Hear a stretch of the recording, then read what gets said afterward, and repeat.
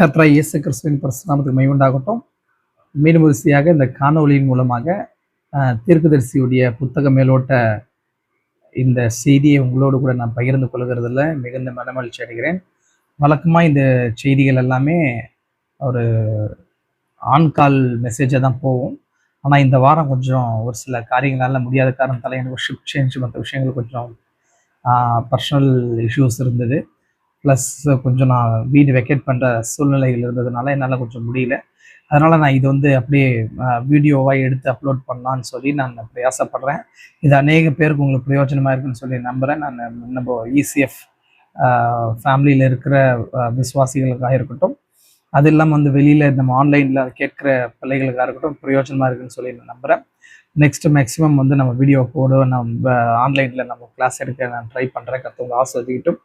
வேறு யாராவது எங்களோட கூட தொடர்பு கொள்ள விருப்பப்படுறவங்க அந்த செய்தியை கேட்டு உங்களுக்கு யாராவது விருப்பப்பட்டீங்கன்னு சொன்னால் எங்களை காண்டாக்ட் பண்ணுங்கள். கற்றவங்களை ஆஸ்வதிக்கிட்டும். தேவன் உங்களோட கூட இருப்பாராக.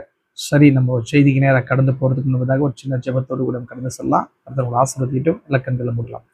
கிருபை நிறைந்தவரே, பரலோக பிதாவே, இந்த ஆஸ்வதிக்கப்பட்ட நல்ல நாளுக்காய் கூட நன்றி. எங்கள் வாழ்வு நாளை கூடி தந்து காண செய்தியில் விசேஷமா இந்த நாளிலும் கூட கர்த்தாவே அப்பா தீர்க்கதரிசியுடைய புத்தக மேலோட்ட இந்த செய்திக்காய் நாங்கள் கூடி வந்திருக்கிறோம். அப்பா அந்த செய்தியை வாசிக்கும் போது தீர்க்கதரிசி இடத்துல எந்த ஆவியானவர் அப்பா பேசி அப்பா செய்திகளை விளக்கி கொடுத்தீரோ அவரே மனவாட்டிக்கும் கூட மனவாட்டியின் பாகமாக இருக்கிற சிறு கூட்டத்தாருக்கு கூட இந்த நாளிலும் கூட இந்த பகுதிகளை விளக்கி கொடுங்க. செய்தி வாசிக்கும் போது அப்போ பிள்ளைகளுக்கு தேவையான எல்லா புரிதல்களையும் கர்த்தாவே திறந்துடலுங்க. ஆரம்பம் முதல் முடிவு வரைக்கும் உடைய பிரசன்னம் இருக்கட்டும். கர்த்தாவே அப்பா பிள்ளைகளானவர்கள் எந்த நோக்கத்தோடு இந்த புஸ்தகத்தை தொடுகிறார்களோ அந்த நோக்கத்துக்கான பதிலை கூட்டி கொடுக்கிறாச்சா. அப்பா வாழ்க்கையில் இருக்கிற எல்லா கேள்விகளுக்கும் இந்த செய்தியானது அவர்களுக்கு பதிலை கொடுக்கட்டும். ரகசியங்களை வெளிப்படுத்துங்க, ஆசீர்வதிங்க. இயேசு கிறிஸ்துவின் பரிசுத்த நாமத்திலே ஆமென். சரி சகோதர சகோதரிகளே, நம்ம லாஸ்ட் வீக் பார்த்த அந்த காரியத்திலிருந்து பார்க்காம கொஞ்சம் டைவர்ட் எடுத்து வேற செய்தி பார்க்கலாம்னு சொல்லி நினைக்கிறேன். ஏன்னு சொன்னா இப்ப நம்ம சண்டே மெசேஜஸ் தானியேல் புஸ்தகத்தை குறித்து தியானிச்சு கொண்டிருக்கிறதுனால தானியேல் புஸ்தகத்தை குறித்து தீர்க்கதரிசி கொடுத்த செய்திகள் நம்ம தொடர்ந்து போகலாம்னு நினைக்கிறேன். நம்ம லாஸ்டா எந்த செய்தியில விட்டோம்னு சொன்னா புத்திர சுவீகாரத்தை குறித்து பார்த்து அது 3வது பாகத்தோடு கூட விட்டுருக்கோம். இன்னொரு பாகம் மட்டும் அதுல இருக்குது. அது ஒரே ஒரு பெண்டிங் மட்டும் தான். நம்ம அது நெக்ஸ்ட் வர்ற வாரங்கள்ல அது கம்ப்ளீட் பண்ணலாம். இடைப்பட்ட நேரத்துல நான் கம்ப்ளீட் பண்றேன். ஆனா இப்போ ஏன் இதை நான் பார்க்கணும்னு சொன்னா நம்ம இசிஎஃப் இதுல ஃபெலோஷிப்ல தானியேல் புஸ்தகத்தை குறிச்சும் தானியேல் 70 வாரத்தை குறிச்சும் நம்ம பார்த்து கொண்டிருக்கிறதுனால தீர்க்கதரிசி செய்தி வாசிக்கிறவங்களுக்கு ஒரு மேன்மையான புரிதல் இது தரும்னு சொல்லி நான் இந்த புத்தகத்தை நான் இதோட கூட சண்டே செய்திக்கு சப்போர்ட்டா இந்த காரியத்தை கூட நான் படிக்கலான்னு சொல்லி உங்களுக்கு மேலோட்டமா தரலான்னு சொல்லி நான் இருதயத்துல எண்ணியிருந்தேன். அதனாலதான் இதை இந்த நாள்ல நான் பார்க்கலான்னு சொல்லி இருக்கிறேன். ஆல்ரெடி இதை குறித்து நம்ம குரூப்ல நம்ம போட்டிருந்தோம். இது எல்லாமே ஒரு டைம் ஓவராலா படிச்சுட்டு வாங்க, படிங்க அப்படின்னு சொல்லிட்டு. இது அப்படி இல்லாம இந்த இனிமேல் வாசிக்கிறவங்களுக்கு கூட இது பிரயோஜனமா இருக்கும் இந்த தானியேல் புஸ்தகத்தை குறித்து. சரி, நம்ம செய்திக்கு நேரம் கடந்து போறது முன்னாடி வழக்கமா நான் ஒரு செய்தியை எப்படி தீர்க்கதரிசி செய்தியை எப்படி அணுகுவோம், தேவன் எனக்கு தனிப்பட்ட விதத்துல எவ்விதமா அணுகுன்னு சொல்லி ஒரு சின்ன எனக்கு ஒரு கிடைத்த வெளிப்பாடின் அடிப்படையில செய்தியை நான் அணுகுன்றதை குறிச்சா உங்களுக்கு ஒரு சின்ன லைன் உங்களுக்கு சொல்றேன். எப்படி சொன்னா தீர்க்கதரிசி ஏறக்குறைய 1189 மினிமம் 1200 கூட வச்சுக்கலாம். இந்த செய்திகள்லாம் தரும்போது எப்படி பார்க்கணும், எப்படி பார்க்கறேன் நான், எது எனக்கு பிரயோஜனமா இருந்துச்சுன்றதை குறிச்சு நான் சொல்றேன்.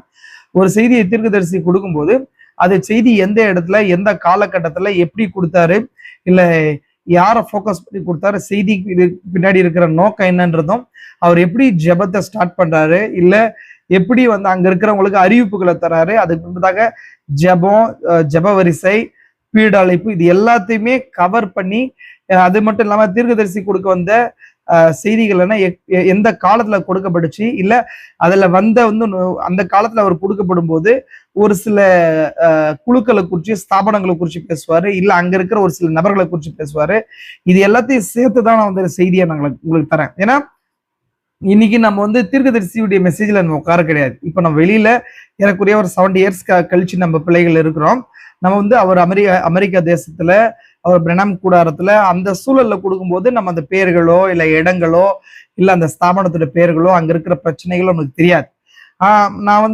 நான் எப்படி அதை படிக்கிறேன்னு சொன்னா இன்னும் புத்தகங்கள்லயும் இல்ல ஆன்லைன்லயும் போய் தேடி தீர்க்கதரிசி எந்த சூழ்நிலை செய்தி கொடுத்தாரா, இல்ல அதுக்கு முன்னாடி என்ன செய்திகளை கொடுத்தாரு, அதுக்கு பின்பதாக தொடர்ச்சி ஏதாவது பேசுறாரா, இல்ல அந்த செய்திகள்ல பிரசங்கிக்கப்பட்ட காரியங்களை வேற எங்கேயாவது உபயோகப்படுத்துறாரா, இல்ல அது மட்டும் இல்லாம அதுல சொல்லப்பட்ட நபர்கள் வாழ்த்துதல்களை குறித்து சொல்லுவாரு, ஜப குறிப்புகளை வச்சு சொல்றாரு. அதே போல ஒரு சில நேரங்கள்ல அவர் சாட்சிகளை சொல்வார். இது எல்லாத்தையும் கூட நான் கவர் பண்றேன். இல்ல ஒரு சில இடங்களை தீர்க்கதரிசி பேசுற விஷயங்களை ஹிஸ்டாரிக்கலி வேற ஏதாவது பேக்கப் இருக்கா அப்படின்னு சொல்லி கூட நான் தரேன். அது எதுக்குன்னு சொன்னா புஸ்தகத்தை வாசிக்கிறவங்களுக்கு இன்னும் பிரயோஜனமா இருக்கும்னு சொல்லி அதனாலதான் இதை தரேன். அது மாதிரி இன்னைக்கு நம்ம பார்க்க போற செய்தியுடைய தலைப்பு தானியேலின் 70 வாரங்கள் தான் அதோடைய செய்தியுடைய தலைப்பு. அதுல தீர்க்கதரிசி 3 சப்டைட்டில்ஸ் தரார். அதுதான் அவரு கொடுக்குற சப்டைட்டில்ஸ் என்னன்னா, அதுல உங்களுக்கு தெரியும் இந்த செய்தியை குறித்து நம்ம ஒரு முன்னோட்டத்தை நான் தரேன் எப்படின்னு சொல்லிட்டு. இது ஏன் தீர்க்கதரிசி கொடுக்க வந்தாருன்றத நம்ம அநேக இசிஎஃப் குரூப்ல ஃபெலோஷிப்ல அநேக டைம் நம்ம எடுத்திருக்கிறோம். நம்ம இங்க இருக்கிறவங்களும் பிரயோஜனமா இருக்கும்படிக்கு மட்டும் இல்லாம ஆன்லைன்ல பார்க்கிறவங்களுக்கும் பிரயோஜனமா இருக்கும்படிக்கு நான் ஒரு சின்ன மேலோட்டத்தை நான் சொல்லிட்டு ஒரு பேக்ரவுண்டை சொல்லிட்டு நான் அதுக்கப்புறம் இந்த செய்தியை நான் கடந்து போகலாம் நினைக்கிறேன். ஏறக்குறைய தீர்க்கதரிசி உபதேச ரீதியான செய்திகள் தொடங்கினது 1956க்கு அப்புறம் தான் ஒரு உபதேச ரீதியான செய்திகளுக்கு வரார். அதுக்கு முன்பதாக ஒரு முதலாவது இழுப்பு, 2வது இழுப்பு ஊழியத்தையும் அற்புத அடையாளங்களையும் வியாதியஸ்தருக்காக அவர் அதிகமா ஜெபிக்கிற அந்த ஊழியத்தை அதிகமா போக்கஸ் பண்ணி செய்து கொண்டிருந்தார். அதுக்கப்புறம் ஒரு 3வது இழுப்பு கூடார தரிசனத்தை தீர்க்கதரிசி கொடுக்கப்பட்ட பின்பதாக அவர் உபதேச ரீதியான கருத்துக்களையும் உபதேச ரீதியான செய்திகளும் கொடுக்க ஆரம்பிக்கிறார். அது கொடுக்க ஆரம்பிச்சு அவர் ஊழியத்துடைய நோக்கம் என்னன்றத ஏறக்குறைய 1960 வருஷத்துல தீர்க்கதரிசி புரிந்து கொண்டு அதை நோக்கி பிரயாணிக்க ஆரம்பிக்கிறார். அப்படி பிரயாணித்தது தீர்க்கதரிசி வெளிப்படுத்த விசேஷத்தை தான் தீர்க்கதரிசி பிரசங்கிக்கணும்னு சொல்லி அவர் அனுப்பப்பட்டதா தீர்க்கதரிசியை நம்ம புரிந்து கொள்ள முடியும். மல்கியா 4ஆம் அதிகாரத்தின்படியும் வெளிப்படுத்தல் 10:7 அவர் கிறிஸ்துவோட வருகைக்கு முன்னோடியாகவும் ஃபோர்ரன்னராகவும் இன்ட்ரோடியூசராகவும் இருக்கிறாருன்னு சொல்லி புரிந்து கொள்ளலாம். அப்ப அந்த அடிப்படையில அவர் வெளிப்படுத்தும் விசேஷத்தை தான், இயேசு கிறிஸ்துவ பற்றி வெளிப்பாட்டை தான் அவர் அதிகமா ப்ரீச் பண்ண வேண்டியது, அவர் அனுப்பப்பட்டது நோக்கம் அதுவா இருக்குதுன்னு சொல்லி புரிஞ்சுக்கலாம். அப்ப அந்த அடிப்படையில பார்த்தா எப்போ தீர்க்கதரிசி வெளிப்படுத்தின விசேஷத்தை குறிச்சு அவர் எங்க தொடங்குறாருன்னு சொன்னா 1960 வருஷம் 12ஆம் மாசத்துல தீர்க்கதரிசி வெளிப்படுத்த புஸ்தகத்தை குறிச்சு ஒரு ஆர்டரா பேச ஆரம்பிக்கிறார். அதுக்கு முன்னாடி பேசுனது இல்லையா பிரதர்ன்னு சொன்னா பேசியிருக்கிறாரு. அவர் அங்கொன்றுமா இங்கொன்றுமா ஒரு ஆர்டர் இல்லாம பேசியிருக்கிறார். மிருகத்தின் முத்திரையா இருக்கட்டும், தேவனுடைய முத்திரை, புரஜாதி யுகத்தின் துவக்கம் முடியும், இந்த மாதிரி செய்திகள். அப்புறம் 1953-54 7 சபை காலங்களை குறித்து ஒரு சின்ன செய்தியை கொடுத்திருக்கிறாரு. இந்த மாதிரி அநேக செய்திகளை கொடுத்திருந்தாலும் அவர் ப்ராப்பரா ஆர்டரா எங்க ஸ்டார்ட் பண்றாரு சொன்னா வெளிப்படுத்தல் 1வது அதிகாரத்தை குறிச்சு 1960 வருஷம் அமெரிக்க எலெக்ஷன் முடிஞ்ச பின்னாடி, நவம்பர் மாசம் முடிஞ்ச பின்னாடி தீர்க்கதரிசியை பரிசுத்தாவினை புஷ் பண்ணி தள்ள பின்னாடி தான் வெளிப்படுத்தும் விசேஷத்தை குறித்து தானே ஸ்டடிஸை தீர்க்கதரிசி ஆரம்பிக்கிறார். அப்படி நான் அநேக செய்திகள் அதை சொல்லியிருக்கிறேன். ஆனாலும் இந்த தானியேல் 70 வாரத்தை பார்க்கும்போது இது தேவையா இருக்கிறதுனால இன்னொரு முறை கூட அதை நான் உங்களோட கூட பேசுறேன். அதை நீ புரிந்து கொள்ளுங்க, கொஞ்சம் பொறுத்து கொள்ளுங்க. சரி, அப்படி தீர்க்கதரிசியை பேச ஆரம்பிச்ச பின்பதாக சகோதரியை கவனிச்சுக்கோங்க. நான் அதை இந்த விஷயத்த நான் திரும்ப காட்டுறேன். அது தீர்க்கதரிசி பேசப்பட்ட அந்த பாகத்துல இருந்து அவர் என்ன பண்றாருன்னா 60ஆம் வருஷம் 12ஆம் மாசம் 4ஆம் தேதி தொடங்குறார். தொடங்கி வெளிப்படுத்தல் 1வது அதிகாரத்தை இயேசு கிறிஸ்து வெளிப்படுத்தல் 1, பத்மோத்தியு தரிசனம் ரெண்டு செய்திகள்லையும், அதுக்கப்புறம் அவரு எபேஸ் சபையிலிருந்து 2வது அதிகாரம் 3வது அதிகாரம் லவோதிக்கேய சபை வரைக்கும் அந்த செய்தி வரைக்கும் தராரு. அதுக்கு நடுவுல 1,44,000 யூதர்களும் புத்தியுள்ள அந்த 10 கன்னிகைகளை குறிச்சு தீர்க்கதரிசி தரார். இது அதே டிசம்பர் மாசத்துல தராரு. அதுக்கப்புறம் அதே வருஷத்துடைய முடிவுல 60ஆம் வருஷத்துடைய முடிவுல நியூ இயர் செய்திக்கு முன்பதாக 2 செய்திகளை 4ஆம் அதிகாரத்தை குறிச்சு 2 செய்திகள் தரார். மொத்தம் 3 செய்திகள் அந்த வருஷத்துல 2 செய்திகள் கொடுத்திருக்கிறார். நான் அதை தான் இங்க நோட் பண்ணி வச்சிருக்கிறேன். சாட்டர்டே 31 தீர்க்கதரிசி 1960 பிரணாம் டபர்னாக்கல்ல வெளிப்படுத்தின விசேஷம் 4ஆம் அதிகாரத்தை குறிச்சு முதல் செய்தியையும், அதுக்கப்புறம் அடுத்த வருஷம் 4வது அதிகாரத்தை குறிச்சு 2வது செய்தி 24 மூப்பர்கள்ன்ற தலைப்புல தீர்க்கதரிசி என்ன பண்றாரு, அந்த ஜனவரி மாசம் 1ஆம் தேதி தர்றாரு. அதுக்கப்புறம் அதே 4வது அதிகாரத்தை 3வது செய்தியா இன்னொரு செய்தியை தரார். அதாவது இரக்கத்தின் சிங்காசனமும் நியாய தீர்ப்பின் ஆசனம்ன்ற செய்தியை அதே ஜனவரி மாசம் 8ஆம் தேதி அந்த 8 நாள் கழிச்சு செய்தி கொடுத்திருக்கிறார். நம்ம எதை பார்த்து கொண்டிருக்கிறோம்னு புரிஞ்சுக்கோங்க. வெளிப்படுத்தும் விசேஷம் இயேசு கிறிஸ்து பற்றி வெளிப்படுதல், யோவானுக்கு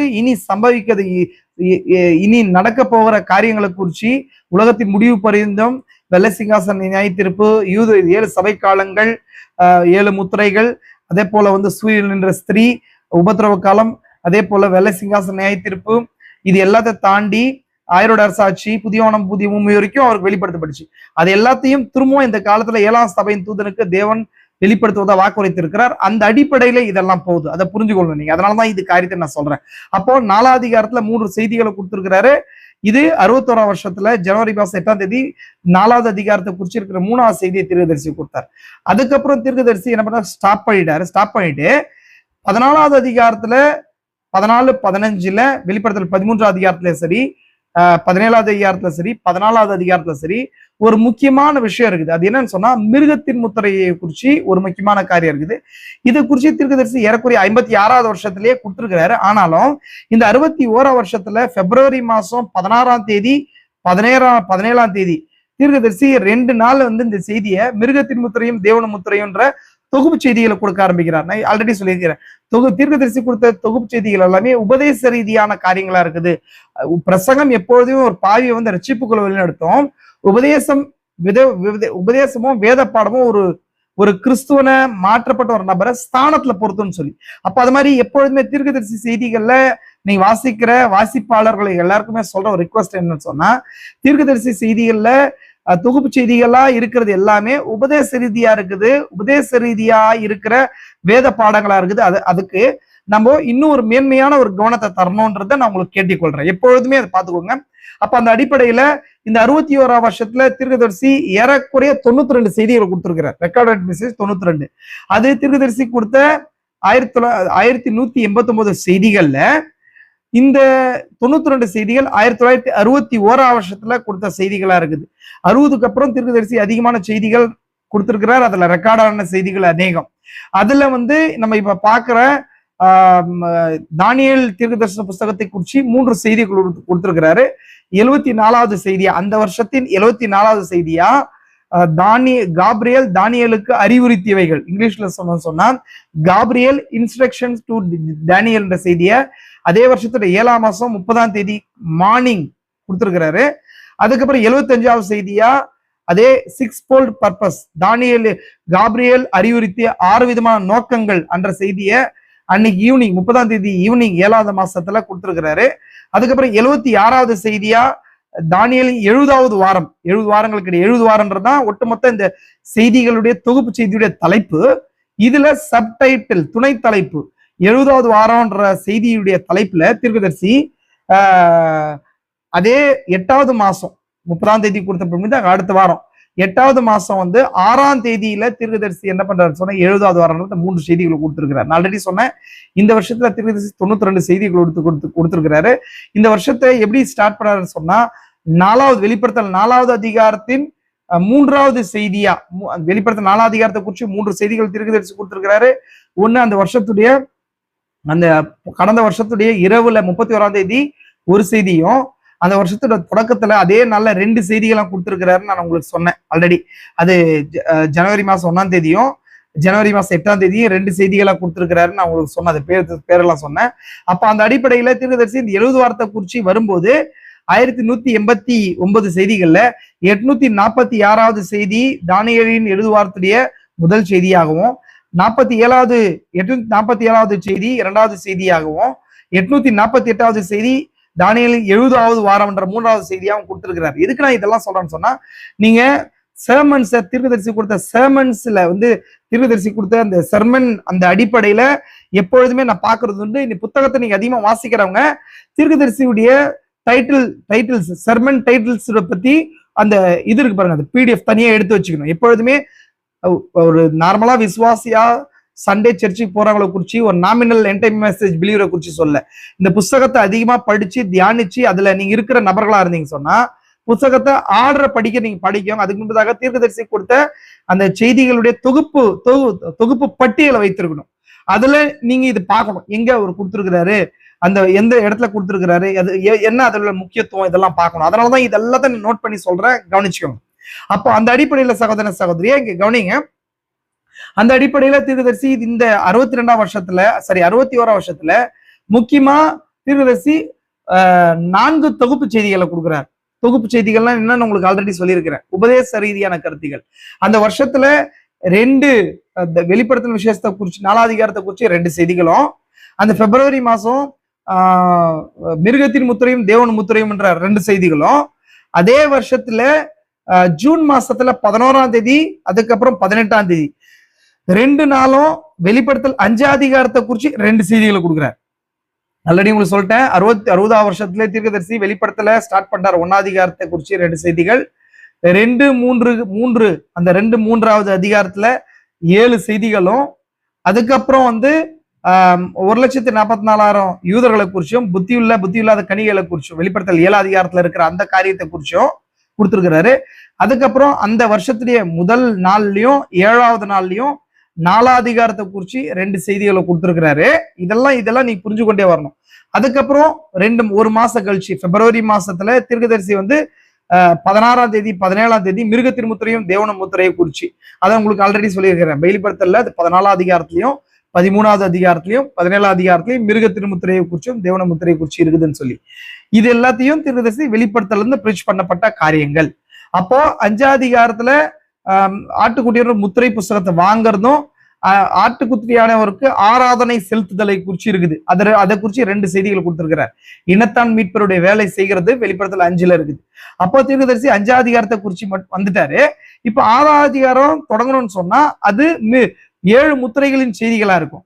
அப்ப தீர்க்கதரிசி நெக்ஸ்ட் வந்து 7 முத்திரைகளை குறிச்சு பிரீச் பண்ணும். அதுதான் அப்ப அந்த 7 முத்திரைகளை குறிச்சு பிரீச் பண்றதுக்கு முன்பதாக இந்த 70 வாரத்தை குறிச்சு தீர்க்கதரிசி கொடுக்க வரார். அதான் இந்த செய்தியுடைய ஒரு அடிப்படை என்னன்றதான் திரும்ப நான் சொல்றேன் இந்த செய்தியை கொடுக்கறதுக்கு முன்பதாக. ஏன்னா நம்ம வந்து சண்டே மெசேஜ்ல 70 வாரங்களை குறிச்சு பார்த்து கொண்டு வரோம். அதனால வந்து இந்த புஸ்தகத்தை வாசிக்கிறதுக்காக அந்த புஸ்தகத்தின் அடிப்படையை பின்னணியை நான் பேசி கொண்டிருக்கிறேன். புரிஞ்சு கொள்ளுங்க சகோதர சகோதரிய. இந்த புஸ்தகத்தை இந்த ஆன்லைன்ல இந்த காணொலியை பாக்குறவங்க திரும்ப உங்களுக்கு புரியலன்னா திரும்ப ஒரு முறை பொறுமையா நீங்க கேளுங்க, உங்களுக்கு அது புரியும். கர்த்தர் ஆசீர்வதிக்கணும். அப்ப பாருங்க, இந்த தீர்க்கதரிசி இந்த 70 வாரங்கள் செய்திய இந்த டைட்டில ஏன் தராரு, ஏன் இத 5ஆம் அதிகாரம் முடிச்ச உடனே டைரக்டா 6ஆவது அதிகாரம் 7 முத்திரைகளை கொடுக்கறதுக்கு போறதுக்கு முன்பதாக ஏன் இது கொடுக்குறாருன்றத இங்க சொல்றாரு. அதை நான் வாட்சி உள்ள போறேன் பாருங்க. தானியேல் 70 வாரங்கள் செய்தியில முதல் தொகுப்பு செய்தியில முதல் செய்தியா, துணை தலைப்பில வர முதல் செய்தியா, காப்ரியேல் தானியேலுக்கு அறிவுறுத்தியவைகள்ன்ற அந்த தலைப்பின் கீழே தீர்க்கதரிசி இப்படி பேசுறாரு பாருங்க. தானியேலின் 70 வாரங்கள் தலைப்பில் ஒரு வேத பாடத்தை நான் போதிக்க போவதை குறித்து ஏற்கனவே அறிவிப்பு கொடுத்தேன்.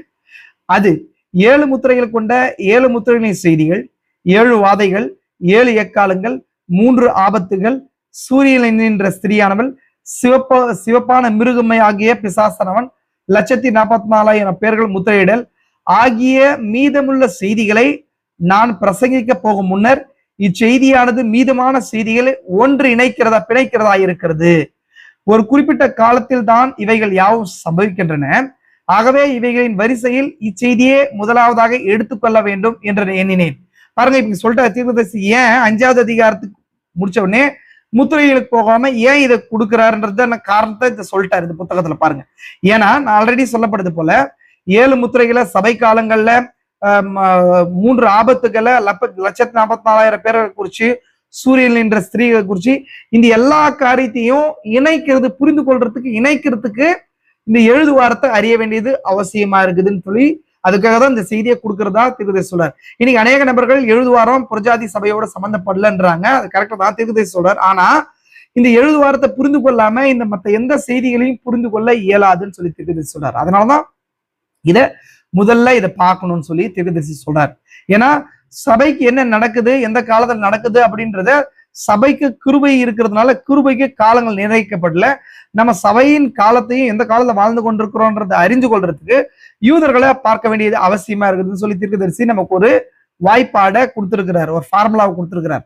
அந்த அடிப்படையில் தான் இந்த செய்தியை முதலாவது தீர்க்கதரிசி கொடுக்கிறார். புரிஞ்சுங்களா உங்களுக்கு? அப்ப நீங்க பாருங்க, இந்த செய்தியே தீர்க்கதரிசி கொடுத்தது நோக்கதுதான்.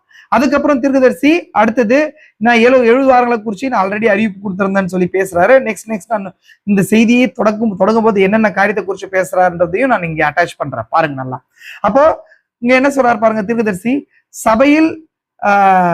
சபையில வந்து அந்த ஜூன் மாசத்துல இந்த செய்தியை கொடுக்கறதுனால ஏறக்குறைய ஜூன் மாசமா எப்ப கொடுக்குறாருன்றத சொல்ற பாருங்க. ஆமா, 7வது மாசத்துல ஜூலை மாசத்துல 30ஆம் தேதி மார்னிங் ஈவினிங் அடுத்த 8வது மாசத்துல ஜூலை ஆகஸ்ட் மாசத்துல 6ஆம் தேதி கொடுக்குறாரு. இப்ப இந்த மாசம் வந்து அமெரிக்காவில் அந்த பகுதியில வந்து உஷ்ணமா இருக்கிறதுனால சபையில உஷ்ணமா இருக்குது. அந்த உஷ்ணமா இருக்கிற நேரத்திலேயே வார்த்தையை நீங்க கேட்க வந்திருக்கிறீங்க, உங்க தியாகங்கள்னால வந்திருக்கிறீங்க, கர்த்தர் உங்களை ஆசீர்வதிக்கட்டும்னு சொல்லிட்டு இன்னும் ஆப்பிரிக்கால விதமா வந்து ஜனங்கள் கஷ்டத்தோடு கூட செய்திய வாஞ்சிக்கிறவங்களா இருக்கிறாங்க. அதே போல கனடாவில் நடந்த ஒரு மீட்டிங்ல எவ்விதமா ஜனங்கள் வந்து வாஞ்சி உள்ளவர்களா இருந்தாங்க அப்படின்றத குறிச்சும், அதே போல இந்தியாவுக்கு தீர்க்கதரிசி வந்தபோது இந்தியாவுல எவ்விதமாய் உஷ்ணமான நேரத்திலையும் குஷ்டரோகிகள் எல்லாம் வந்து ரொம்ப கூட்ட நெரிசல்ல கூட வார்த்தைக்காகவும் சுகமளித்தலுக்காகவும் வந்தாங்க. அவங்க தியாகிகளா இருக்கிறாங்க, நாம் அதை காட்டுல மேலானவர்களா இருக்கிறோம்னு சொல்லி தீர்க்கதரிசி பேசுறார். அதே போல சவுத் பசிபிக்ல நடந்த ஒரு ஐலாண்ட்ல ஒரு மீட்டிங் தீர்க்கதரிசி நடத்தும் போது அந்த இடத்துல வந்து ஸ்டாம் அதிகமா வந்து ஸ்டாம் நடக்குது, சைக்ளோன் ஃபார்மா இருக்கிற நேரத்திலையும் கூட ஜனங்கள் விதமாய் வார்த்தைக்கு வாஞ்சாய் வந்தாங்க. அப்ப அந்த அடிப்படையில அவர்களை பொருத்தி பார்க்கும்போது நாம் இன்னும் ரொம்ப அதிகமான பேர்டன்ல இல்ல, நம்மளும் கூட வார்த்தைக்காக வந்திருக்கிறோம், இதுக்காக நீங்க வந்து பலனை பெற்றுக்கொள்ளுங்கன்னு சொல்லி தீர்க்கதரிசி இதை குறிச்சு 6வது பேரா வரைக்கும் பேசுறாரு. புரிஞ்சுக்கோங்க, இது புத்தகத்தை வாசிக்கிறவங்களுக்கு சொல்றேன் நான். அதுக்கப்புறம் தீர்க்கதரிசி ஜபத்துக்கு முன்னா 99வது சங்கீதத்தை வாசிக்கலான்றார். ஏன்னா அந்த நம்ம ஃபெலோஷிப்ல கூட வேதத்தை வாசிக்கிற பழக்கம் நமக்கு உண்டு. இது தீர்க்கதரிசிக்கு நமக்கு கொடுத்த அந்த அடிப்படையில நம்ம வாசிக்கிறோம். வார வாரம் ஒரு வேத பாகத்தை சாப்டர் பைபிள் எடுத்துக்கொண்டு ஒரு வாசிக்கிற ஒரு போதகரோ யாரோ ஒரு நபரோ முன்பதாக வந்து ஒரு வசனத்தை அவரும் மற்ற வசனத்தை சபையாரெல்லாம் சேர்ந்து வாசிக்கிற பழக்கத்தை தீர்க்கதரிசி இங்க எடுத்து காட்டுறார், அதை குறிச்சு எடுத்து காட்டுறார். ஏன்னா வந்து வாசிக்கிறது புத்தகத்தை குறிச்சு பைபிளை குறிச்சு சொல்லுது, இந்த தீர்க்கதரிசி புத்தகத்தை வாசிக்கிறவர்களும் கேட்கிறவர்களும் இந்தபடி நடக்கிறவர்களும் பாக்கியவாங்கன்னு சொல்லி. அப்ப வாசிக்கிறதுக்கு ஒரு பாக்கியம் உண்டு. எப்பொழுதுமே வாசிக்கிறதுன்னு போது ரொம்ப இம்பார்ட்டன்டான விஷயம். எப்பொழுதுமே வேதத்தை வாசிக்கிறவங்க நீங்க வாயை திறந்து வாசிச்சு வாசிக்கும் போது உங்க போக்கஸ் அந்த எழுத்து மேல இருக்கும், உங்க கண் அந்த எழுத்து மேல இருக்கும், உங்க வாய் வந்து உங்க கண்ணுல இருந்து போய் உங்களுடைய சிந்தைக்கு போய் அதுல இருந்து அது என்ன பண்ணுவீங்க, நீங்க வாசிப்பீங்க, நீங்க வாசிக்கிறது உங்களை காதல கேட்பீங்க. அப்போ வந்து டைவர்ஷன் வந்து கம்மியா இருக்கும். இது ரொம்ப இம்பார்ட்டன்டான விஷயம். உங்களுடைய எண்ணம், உங்களுடைய கண், உங்களுடைய எல்லா புலன்கள்லாம் அந்த வார்த்தையின் மீது இருக்குன்றதுக்கு ஒரு எக்ஸாம்பிளா இது இருக்குது. அதிகமா வாசிக்கிறதுக்கு வந்து தேவன் என்ன பண்றாரு, பிரியப்படுறாரு. தோணிங்க நல்லா வாசிக்கிறது மட்டும் இல்லாம நோட்ஸ் எடுக்கிறது ரொம்ப இம்பார்ட்டன்ட். செய்தியில நீங்க அதிகமா என்ன பண்ணணும், நோட்ஸ் எடுக்கணும். அநேகர்கள் வாசிச்சுட்டே போவாங்க. எழுதுறவங்கள ரொம்ப இம்பார்ட்டன்ட். ஏன்னா தேவன் வந்து எழுதுறவங்க கையில தான் இந்த வேதத்தை தேவன் கொடுத்தாரு. எழுதாதவங்களை தேவன் கொடுத்திருந்தா இந்த வேதம் கையில கிடைச்சிருக்காது. எழுதுறது ரொம்ப இம்பார்ட்டன்ட், ரொம்ப இம்பார்ட்டன்ட். நீங்க எழுதுறவங்களை பாருங்க, அவங்களுக்கு மெமரி பவர் இன்க்ரீஸ் ஆகும். அதே போல வந்து அதிகமான விஷயங்கள் எழுதி பார்க்கறதுல அதிகமா வரும். உங்களுக்கு வேதத்தை வாசிக்கிறவங்க, உங்களுக்கு புத்தகத்தை வாசிக்கிறவங்க நோட்ஸ் எடுக்கிற பழக்கத்தை அதிகமா வச்சுக்கோங்க. அப்படியே நீங்க அப்படியே படிச்சுட்டு விடுறவங்களா இருக்கக்கூடாது. நோட்ஸ் எழுதி நீங்க உங்களுக்கு மட்டும் இல்லாம எழுதும் போது ஞாபகம் வச்சுக்கோங்க, மற்றவர்களுக்கும் புரியுற அளவுக்கு எழுதுங்க. அது இன்னும் மேன்மையான புரிதலை தரும். இது ஒரு சின்ன ஒரு என்னுடைய வாழ்க்கையில என்னோட வாலிப வயதுல இருந்து நான் பண்ணி வந்த விஷயம்.